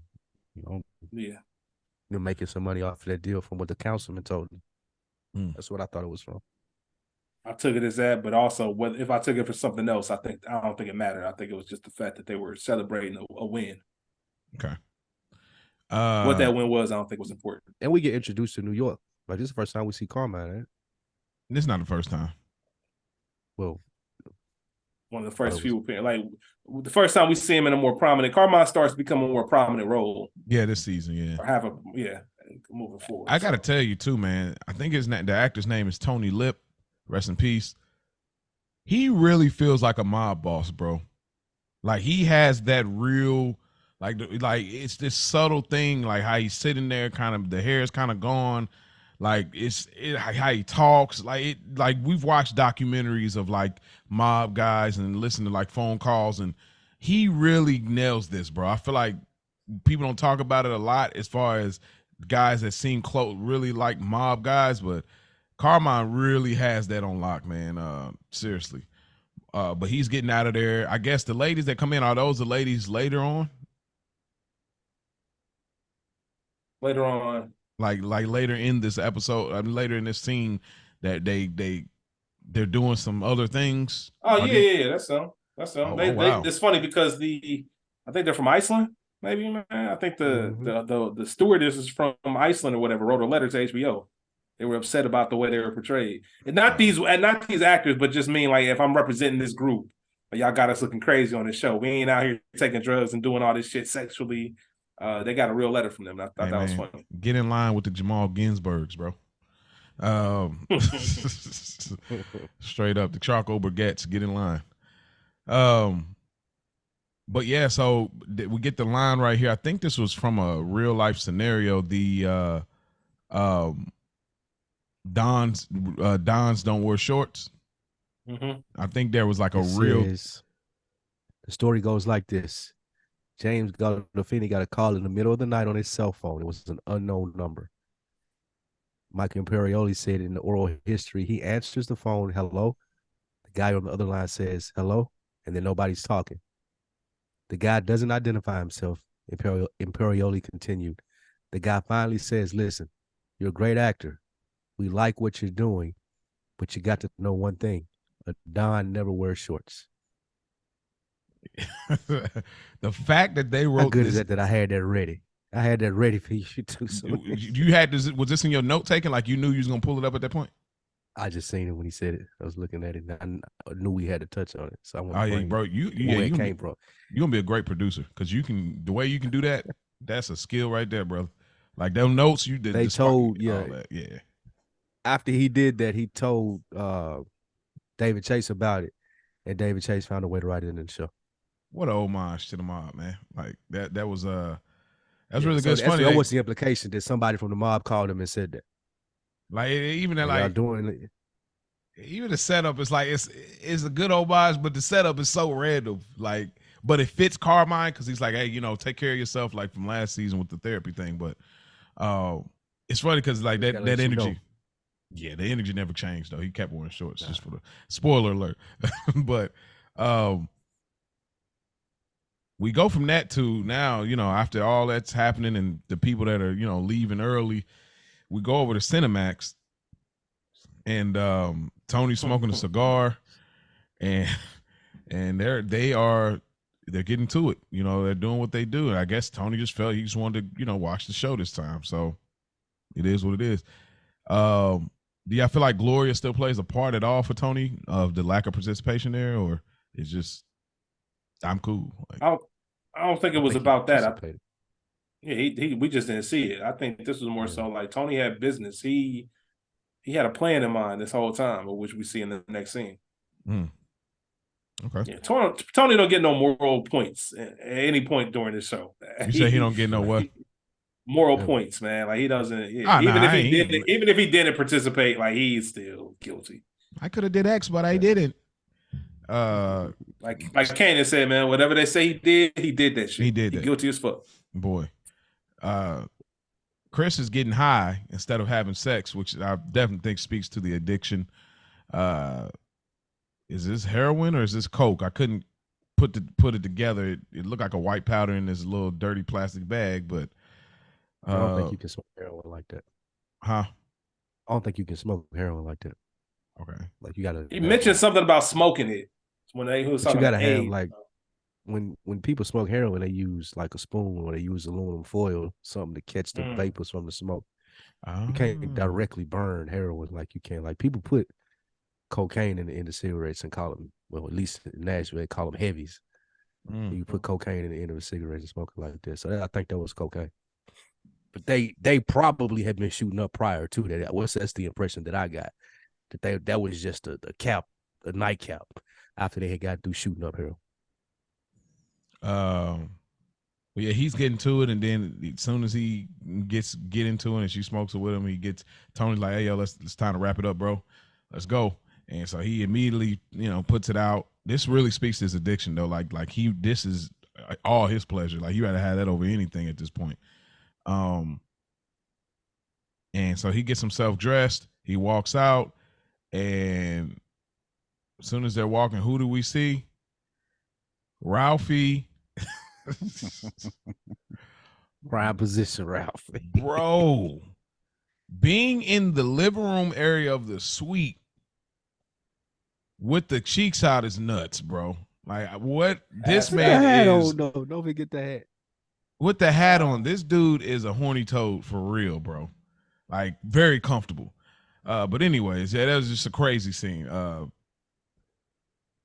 Let's see. And I think that's it. That's all I got to say about that. I the more elaborating for me for that.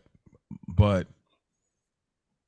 Tony and Chris, they go for a ride. There's a lot of these scenes in here. It's crazy, some of the foreshadowing. It feels like I kind of forgot how many times they rode in a vehicle together in a way. But Tony asks if Chris learned anything, and he says that you got a hard on for me, and that's it. You know what I mean? That you've been going crazy lately on your attitude or whatever. Anything I want to add to that, we can keep it moving because it kind of ties into more. If you don't know anything else about the series, it's one of those like, man, Chris ain't gonna get it now. He just ain't ever gonna get it. Yeah. Like the fact that Tony asked him, "Did you learn anything?" His first answer is like what? That's such an AJ answer. Like, you just sat down with two bosses, bro. You ain't learned shit. Like, come on, man. Like, you still can't pick up what I'm trying to do here. You can't pick up while we spending so much time together. Mm-hmm. I'm trying to give you the game, man. I'm trying to give you the keys to the empire. Great point. That's a great point. We at Junior's house, and Merv gets the call that they find out that the doctor's office has been bugged. And that was a blow. That was a true blow to Junior. We go back to Tony and Chris. They park the car. Tony tells Chris that the retired officer in there that they're celebrating, he's the one who killed Dickie. But doesn't Many Saints of Newark take a different direction? What do y'all think about this? This is probably my biggest discussion piece that I had that I just was really curious about. I mean, we know that David Chase said he didn't really go back and watch and catch up with, like, a rewatch to kind of keep everything connected. He didn't go back and do that before putting together Many Saints. But are we spoiling Many Saints? Like, are we spoiling that in talking about this? I think now? we kind of already talked about it in season 1 as far as Junior's character in a way. I mean, so yeah, that's what I hate about this scene. This is one of my least favorite scenes of this series because it's kind of confusing. And then Many Saints didn't make it any better because we seen on Many Saints that Junior. Mm-hmm. I can't remember how he done it now though, because Junior didn't do it himself though. No, he just he slipped at a funeral. Dickie laughed. He ordered it to be hit done. on him. But who did he get to do it? Did they say in the just somebody? It wasn't nobody that we know. It was just a hitter. So this story is complete bullshit. Well, could the police officer have done it though? Because if he was a bad gambler, as Tony is saying, he owed a debt. Maybe. So I've always looked at this as, even when in real time, before Many Saints of Newark, I've always looked at this as Tony just wanted this dude gone, and he painted it as Chris. Like, this was all right. So let's rewind. Let's look at this episode as a whole. We get the earlier scene when Chris comes to pick up Tony. He brings up his father being a legend and this, that, and the third. Chris even picked up on it. The whole fact of this, he wants to champion Dickie to make me look lesser than. So I was already putting the dad thing in his brain. Then we get this whole speech as far as because you can tell by the way Tony is mentioning this. Even the subtle little, is that him right there with the sombrero on? You can't tell from here. And he leans over like, yeah, that could be. Yeah. He's leaning. He wants Chris to have whatever he needs to get this done, because I need this guy going. He probably did some other bullshit to us for years. He's a cop, so we couldn't touch him. Now that he's not a cop, I need him going. You know what? 2 birds, 1 stone. I'm gonna hand you the guy that you think, or excuse me, that I'm gonna tell you that this guy killed your dad. You get your vengeance, and now you eating out the palm of my hands forever. I handed your dad's murder to you on a plate. Like, you forever gonna be on my side. That was his way of saying you attached to my hip now. So I always took it as that. I never took it as he really killed Dickie Montesanti. Now, So don't get me wrong. Don't get me wrong. First watch, second watch, yeah, absolutely. Because why would Tony lie about that? But as time goes on and you see Many Saints in Newark and you look at the scene and the way Tony was playing into it, Tony was gonna say whatever. Like, it could, like, he needed that dude going, and that's what it was. Chris even mentioned it. Like, it doesn't matter. Like, he wants you dead, so you dead. So then what do you so then Spike, because we'll just mash the whole scene together because there's no point. They're gonna go back and forth. We'll get to the, I mean, it's not a whole lot there with the Notre Dame or whatever if y'all want to, but I don't really care that much about it. I do want to mention something on that scene. Okay, well we will cover that scene, but let's bulk this scene together because they split in between that. This scene of the car and then also when Chris ends up in the house of the retired officer. Spike, do you think when Chris says it, like the officer says, I'm telling you, you're being set up, you have the wrong guy, and Chris says pretty much it doesn't matter, he wants you gone. What do you think Chris actually believes? Because that's almost even more interesting than what Tony is trying to get accomplished here. Did Chris really believe this or not? Especially where the end of the episode is. I don't think Chris had any reason not to believe it. And I think he was operating from that standpoint of, I mean, why would he lie?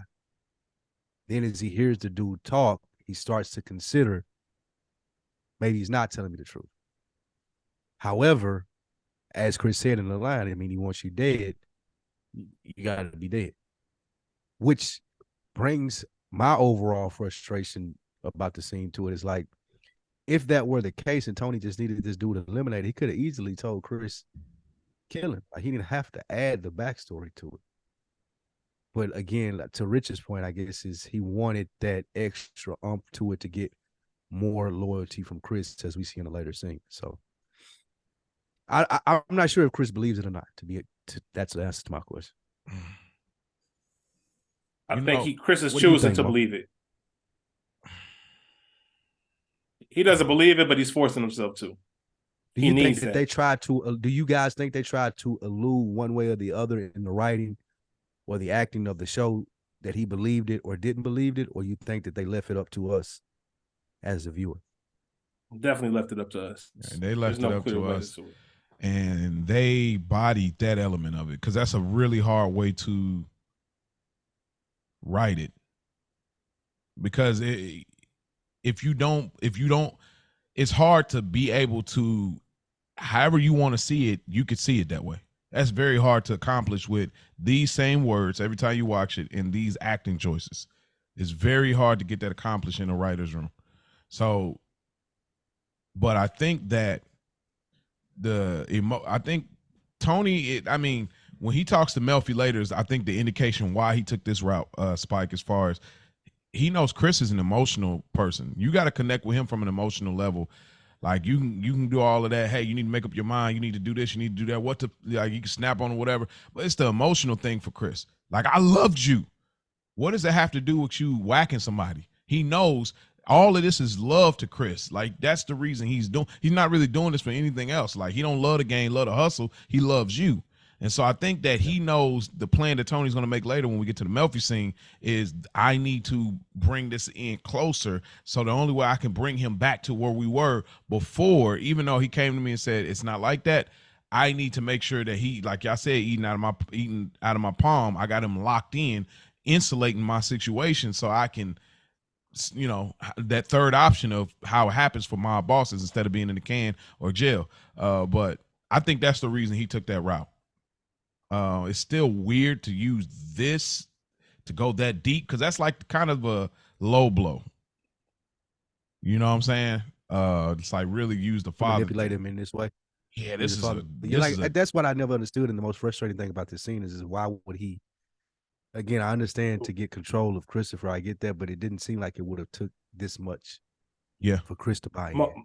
My fault, real quick. I just had to jump back in when you said that. Very maniacal, very diabolical, very evil, man. This was some evil shit by Tony. Yeah, Yeah, this is yeah, some it Walter was. White shit right here. Yeah, this was some evil shit, man. This Even is the way he definitely said, Walter White. even the way he told the story and set it up, and Tony and Chris is like, you know what? I heard it was a cop. Yeah, he took out somebody's eye. Like he fed him everything to make you know, like, yeah, man. Bro. That was a test of, and you got to think of it like this. Hold on, man. That was a test of loyalty from Tony too. Yep. That was a test of loyalty, man. Because any other scenario, you can't trust anything I say and just get it done because of the strength of. Let me see if you're gonna get this done because it's something that's beneficial to you. So maybe now moving forward, anytime I tell you to do something, you just know that's what it is. Yeah. So a lot of that shit was going on with it too, man. It was very diabolical and foul of Tony. This was very foul of Tony, man. Very fucked up. Yeah, this is up there. When we do our awards for things later down somehow in different episodes, because I got a lot of Soprano stuff, this is gonna probably be in one of them categories for sure. But so we kind of wrapped it up. Eventually, Chris ends up shooting the officer with his own gun, making it look like a suicide. Takes his $100, takes his watch or whatever. So we can put a button on that scene pretty much. But yeah, many Saints. I mean, we'll get there when we have that discussion. But it's just always just like, why would y'all do that? Tony and Bacala. Tony tries to do this diet. I guess we've seen him weighing himself earlier, but he tries to do a diet, but he gives in. Crazy. Yeah, but he gives in without it. Like Bobby didn't even say tomatoes and eggs though. Let's talk about that. Like, as a vegetarian, like, is that a meal you'd eat? Not like that. Like, don't give me tomato slices. Like you're gonna mix it like you want the tomatoes in the egg, like a skillet. Like, give me a skillet if you're gonna go like put some spinach there, some onions there, top it with tomatoes. Sure, like omelet. You can. I have a feeling that's an Italian thing. It probably is. I'd imagine. I have a feeling. Crazy. Tomatoes and eggs is crazy. Really? Big Bobby didn't give two fucks. Give me Big Bobby. Give me the steak and the curly fries. And the curly fries. Curly fries and steak. Wow. But they go through the whole thing. Okay, so we'll get it. I only go ahead. I only had one thing that I wanted to say about this scene. This scene to me is the introduction of the Bobby that's Spike's favorite character. Okay. The Bobby that we know and love. Facts. Bobby caught his swag. Like, Bobby, you ready for this promotion? It's a big deal. Bobby kind of looking at him like it should have been happened. Yeah. If you ask me. Yeah. Like, he said it very matter-of-factly that Bobby catches a whole new, he elevates as a character from this season moving forward. Yeah, he's not the get off my car before you flip it over, you fat fuck guy anymore. He's not the to the victors go to spoils type of guy. He is somebody who's a mover and shaker. Like, way before. I could have been doing this. Mm-hmm. You know what I mean? I'm glad now that somebody's seeing my value and he's being taken seriously. They did a great job of ending the series, even with Pine Barren and stuff like that, or ending the series. Ending season 3, should I say, with planting those seeds, and now he's got his foot firmly in that position. Like, all right, then cool. I'm one of these guys now. Yeah, I love this scene. Because Bobby, he looking at the boss straight up. Should have been promoted. Like, what you talking about? I'm supposed to be excited. You think I'm supposed to be happy that I'm promoted now? It's y'all late. Now you right. Because even then, when he was asking how's the steak, normally other people be like, hey, Thone, you want some steak? You want some? You know what I mean? Like, remember when the funeral, the last episode last season, when Junior was eating the red gravy, and he's like, man, gravy's really good today. Tony immediately starts sopping up off of his plate. But with Bobby, he asked him how the steak. That's cool. Like, but he ain't letting you eat off my plate. No, my brother, you got to get your own. Like, because Bobby, well, it looked like he wanted to ask, but he held back. Who, Bobby? He looked like he wanted to ask, like, you want to try some steak? Tony wanted to ask for a piece, but he didn't held back. Was like, let me just get my own. Yeah. Bobby, his redeeming character trait is just that he's sure of himself. That's the really thing. Like, a lot of these guys have moments of confusion or figuring out things, but Bobby's probably one of the most sure people on the show. Like, he's like, nah, I either do this or I do that. So that's very relatable with Bobby. But that's why I like Bobby as a character. Because even as he's explaining this bullshit, Hunchback of Notre Dame shit, and it's wrong. He's still speaking to the fact that he reads and studies and does these things, or likes to think he does, even if he's reading and studying the wrong information. It just shows that he goes or has more depth than most of the characters in this world. We go to Carmela. She's watching TV and she finds out about a guy connected to the mob getting killed, and somebody escaped with 800,000. And this is like the second point brought home for her to say, hey, I need to be set up for the future. I don't think there's too much to add to it. I think it was pretty straightforward. Tony and Bacala, they pull up to Junior's house, and we see Karen, Bacala's wife. First time we see Karen. See a lot of. We see this is an intro to a lot of characters this episode. Yeah, it's definitely a big setup episode. We see Bacala's kids. We get the conversation, Tony Jr., and he says, "Hey, look, I thought about what you said, and I'm willing to give you $100,000 for the garage." And Junior tries to get smart and wise, but obviously he ain't got that kind of time. And he was like, "What are you gonna do with it?" He said, "Man, don't worry about all that." But can I just say real quick, man? Like Murph, the worst type of nigga, man. He is. I can't stand somebody that double talks, bruh. Spit it out. What the fuck is this, Mother May I? Like spit it. Like what are you doing, bruh? I hate that. That's one of my personal pet peeves. Like, don't sit there and act like, yeah, such and such call, and then sit there and not say nothing. Why, motherfucker? What they say? Oh my gosh. Yeah. One of them people that hoard information. They try to get you to act like you desperate for it when nigga you ought to be telling me anyway. Yeah, and then they just like spoon feed. Yeah. Mm-hmm. Yeah, you know your girl called. No, bro, that's the worst. Say your girl called and leave it there. Man, you know your girl. Like, what? Nigga, bro, what are you talking about, bro? That is crazy. Just leave it there. Your girl called. That's yeah. Okay, when? What you say? Yeah, what bro. You want? Like what that. The fuck, I'm she calling you. I'm saying it out loud, and I'm irked hearing myself say it out loud because I know. All right. You know, wasn't there a scene in season 1 where somebody died and AJ answered the phone and Tony was pissed? Like, hold on, what you mean somebody died? Like, you didn't ask who? You didn't ask when? Yeah. Like, nah, I ain't. Bro, exactly. Like his grandfather, you're right. Or something like that. Like it's aunt. It's like some great uncle or something like but you see him every Christmas. You know what I mean? You see him every Christmas. You don't care to ask how they yeah. Like, I don't know shit. Yeah. But yeah, pretty much Junior reveals that like they bugged the place, and he says, when I seen that young Coos, I started seeing birds chirping, and he says if I was younger, I would have basically had better instincts. He said, I'm just an old man that's going to trial, not much more to say about me. I felt bad for Junior in some sense, just the old man thing, like time is leaving you. But also on the other side, again, it's the Roberta thing where it's like, bro, you had a good setup and you threw it down the drain because you was a munch. You know what I'm saying? So called Uncle Junior Munch. That's hilarious.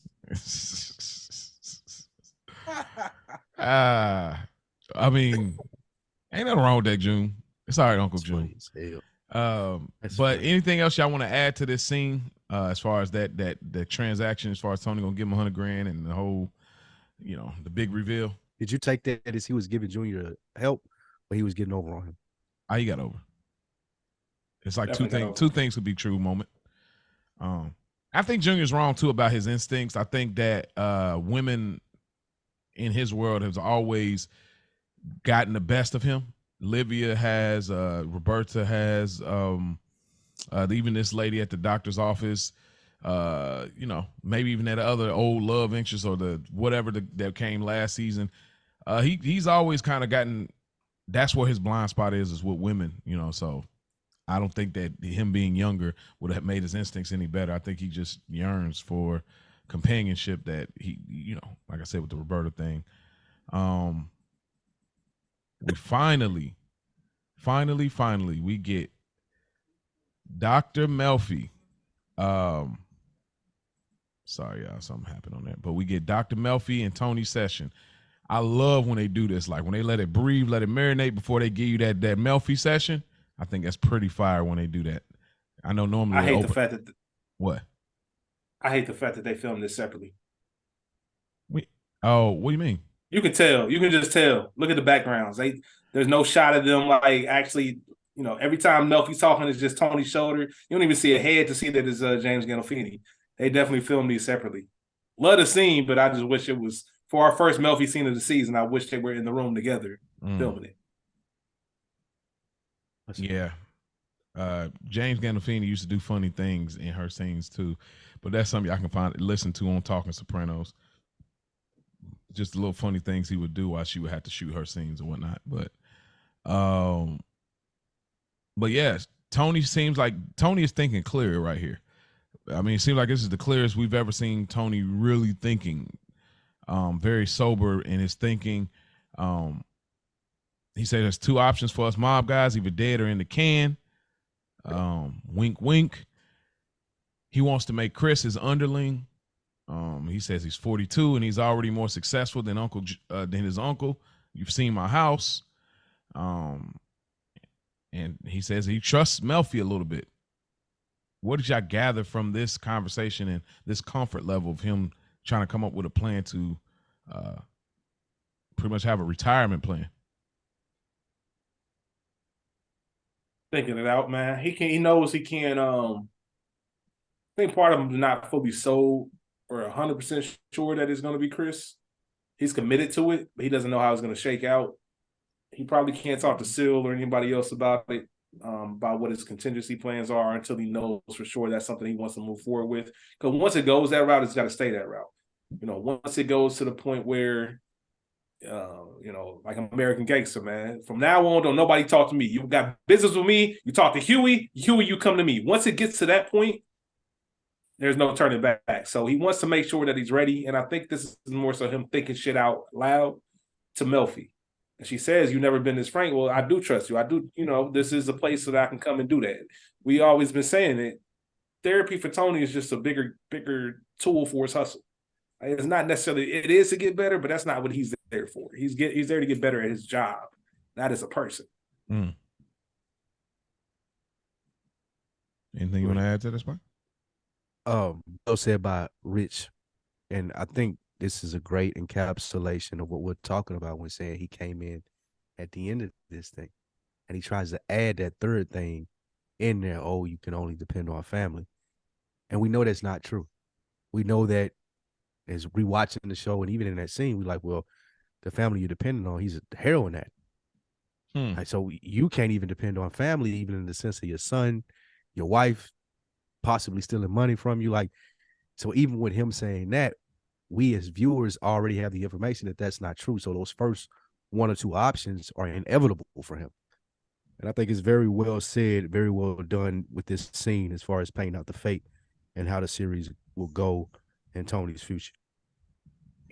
Yeah, I love it. I enjoyed it. And I like that I trust you a little. It's so different from the season one, I love you, and there's nothing you can do about it type of deal. This is actually real after 2-3 years of therapy with it. So this trust is a real thing for him. The last scene, Chris at his mom's house. I thought this was really cool for what it was. I could tell it seemed like they had a really difficult relationship with Dickie being gone over the years, and Chris is probably a really rough child to raise, and she probably was rough around the edges too. But you could sense that in their relationship. But I really did think this was cool, that this mafioso son wanting his mother to make him some fluff nutters, and she even was gonna go for it, but she didn't have peanut butter or whatnot. And Chris, he asked, "Do you ever miss him?" And then he puts the bill on the fridge, and that's where the episode ends. Anything y'all add to that last scene? You ever had a fluffer nutter, or heard No. anybody ask for a fluffer nutter? Now, what is Or it? did you even know this was a real thing? I believe it's a real thing because they So said it. it's a sandwich with peanut butter and marshmallow cream, usually served on white bread. So like one slice of bread has peanut butter, the other side has the marshmallow cream, and you eat it like a sandwich, some kind of dessert type sweet sandwich. I had never heard of that. I've heard of like I don't know, like the puppy chow or some shit where they call it it's like the Chex Mix with the peanut butter and all that, or whatever they call it, or Buddy. I can't remember. I don't know what they call this dumb shit. Either way, I had never heard of anybody say they want to fluff another ever in my life until the Sopranos. Yo, good And earners the only reacting to Fluffernutters coming soon. Though, just play. Yeah, and the only other thing I was gonna point out is when you get to the end of the episode, that $20 bill that he puts on the fridge, if you look, series 1999. That's when The Sopranos started. So I think that was intentional. You know what I mean? And you gotta think about the episode title. You know, that's on all kind of, I think, US currency. For all debts, public and private. So just a good way to, yeah, it does say it. This note is legal tender for all debts, public and private. That's what it says on the bill. So I just think it's a good way to circle back, tie in the episode. We know everybody's looking for money. Money rules the world. The economy's crazy. How we still gonna figure it out? You know, this thing of ours is recession proof. Just a good bow on it. Is that it? Anything else for you, or? Nah, that was it. Okay. Yeah, I liked his mother's a good actress too. She really does her thing. We'll see some more down the road. We also got a shout out. This is her first appearance. We saw it. Yeah. We saw Chris's mom when he got shot in season 1, but that was a different actress.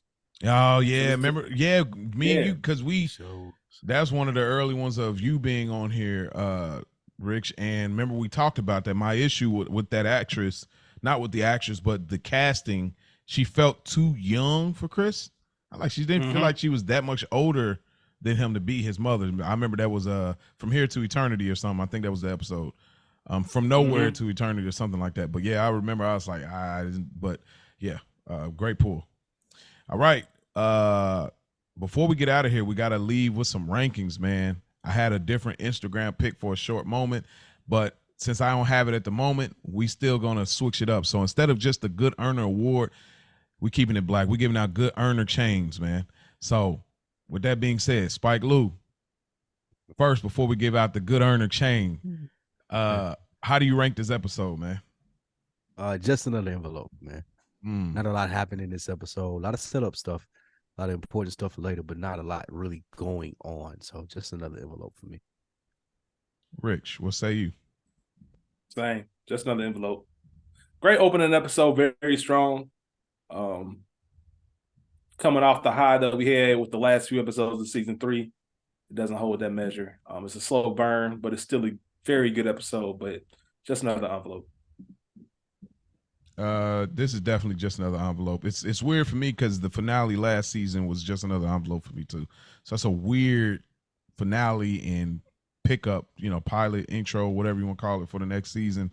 But they're gonna get to it, no doubt. But yeah, just another envelope. A lot of setups, but nothing major happened here. It could have been major. I feel like Many Saints stepped on something that part of it, in my opinion. But all right, Spike, who gets the Good Earner chain this episode? The Good Earner chain for this episode has to go to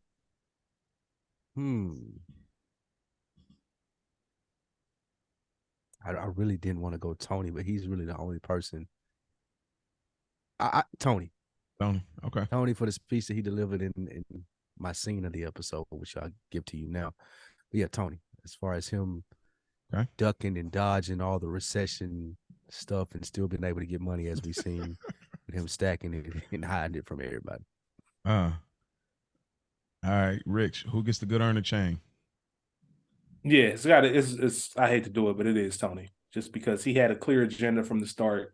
Everything that he needed done got done without any kind of real explanation.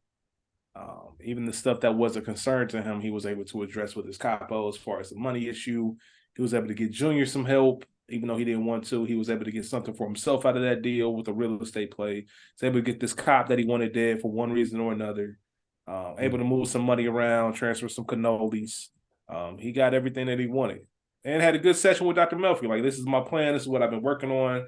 I'm coming to this space to kind of let it all be known and then leave with a clear head. Nice. I'm going Bobby Bacala, man. Big dog move. Big dog upgrade for him, man. Giving him the Good Earner chain. Who gets the Broken Balls Award for you, Spike? The cop that got killed, that Chris killed. We don't know if the story is true or not. That guy. If he didn't even do it, that's nuts. Right. It's just He's just some random white guy just retired. Like, yeah, go ahead, do because that. Tony wanted to get his shit off. Oh, wild, Rich, man. that you know what I mean? Like, what about you? Wild. Who gets the broken balls for you? Ro gets the broken balls for me, man. Bro is Ooh. she's still reeling from Jackie's death, understandably. You know, losing your son. At the same dinner table where you sitting trying to, you know, think you amongst family. You got the woman sitting across from you, you know, with your husband upstairs in the bathroom doing lines and other inappropriate shit. Just she's in no man's land. She's looking at she's in that wave in between where Carmela is and where Angie Bumpacero is. You know what I mean? She just kind of see her track coming.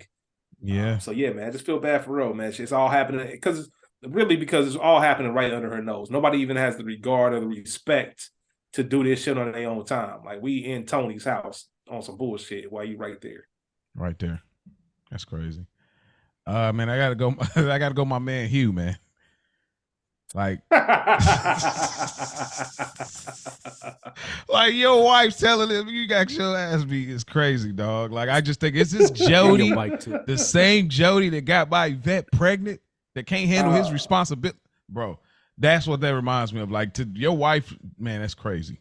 And lastly, before we get out of here, Spike Lou, what is your favorite moment of this episode? The good earner scene.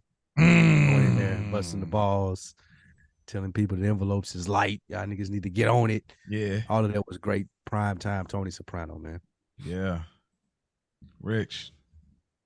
My favorite scene probably had to be the Hugh scene, bro. That shit's hilarious to me. That shit is hilarious to me, man. It really is, bro. Yeah, because it's just so out of pocket and so subtle. And it's just one of those like, what the fuck are you talking about? Yeah. I'm sorry, man. I every time I rewatch this, I laugh for about 5 minutes. I pause it and just get weak because it's hilarious. There's not a lot of stuff going on, but that shit makes the episode for me. Yeah, it's hard. I'm trying to go a different direction, but it's really that one. Like that is because it's the different lines in there. You just read the caption is crazy. I'm gonna have to go with the same one. We're gonna be on the same page with that one because that is that's just funny. I mean, you can't. I'm sorry, I can't go no other way but that. That is definitely my favorite scene. That's gonna be a contender at the end of the season. But that is our episode, another episode of Good Earners reviewing The Sopranos. Thank y'all for tuning in. We also have other podcasts. If y'all look on our description on Apple Podcasts, Spotify, or YouTube, I have all of the other listed podcasts that we're involved in. We do some great things elsewhere. But of course, if not, you can always come back next week. We're going to continue to keep doing this thing. We thank y'all for being supporters of ours. And remember, don't forget about it.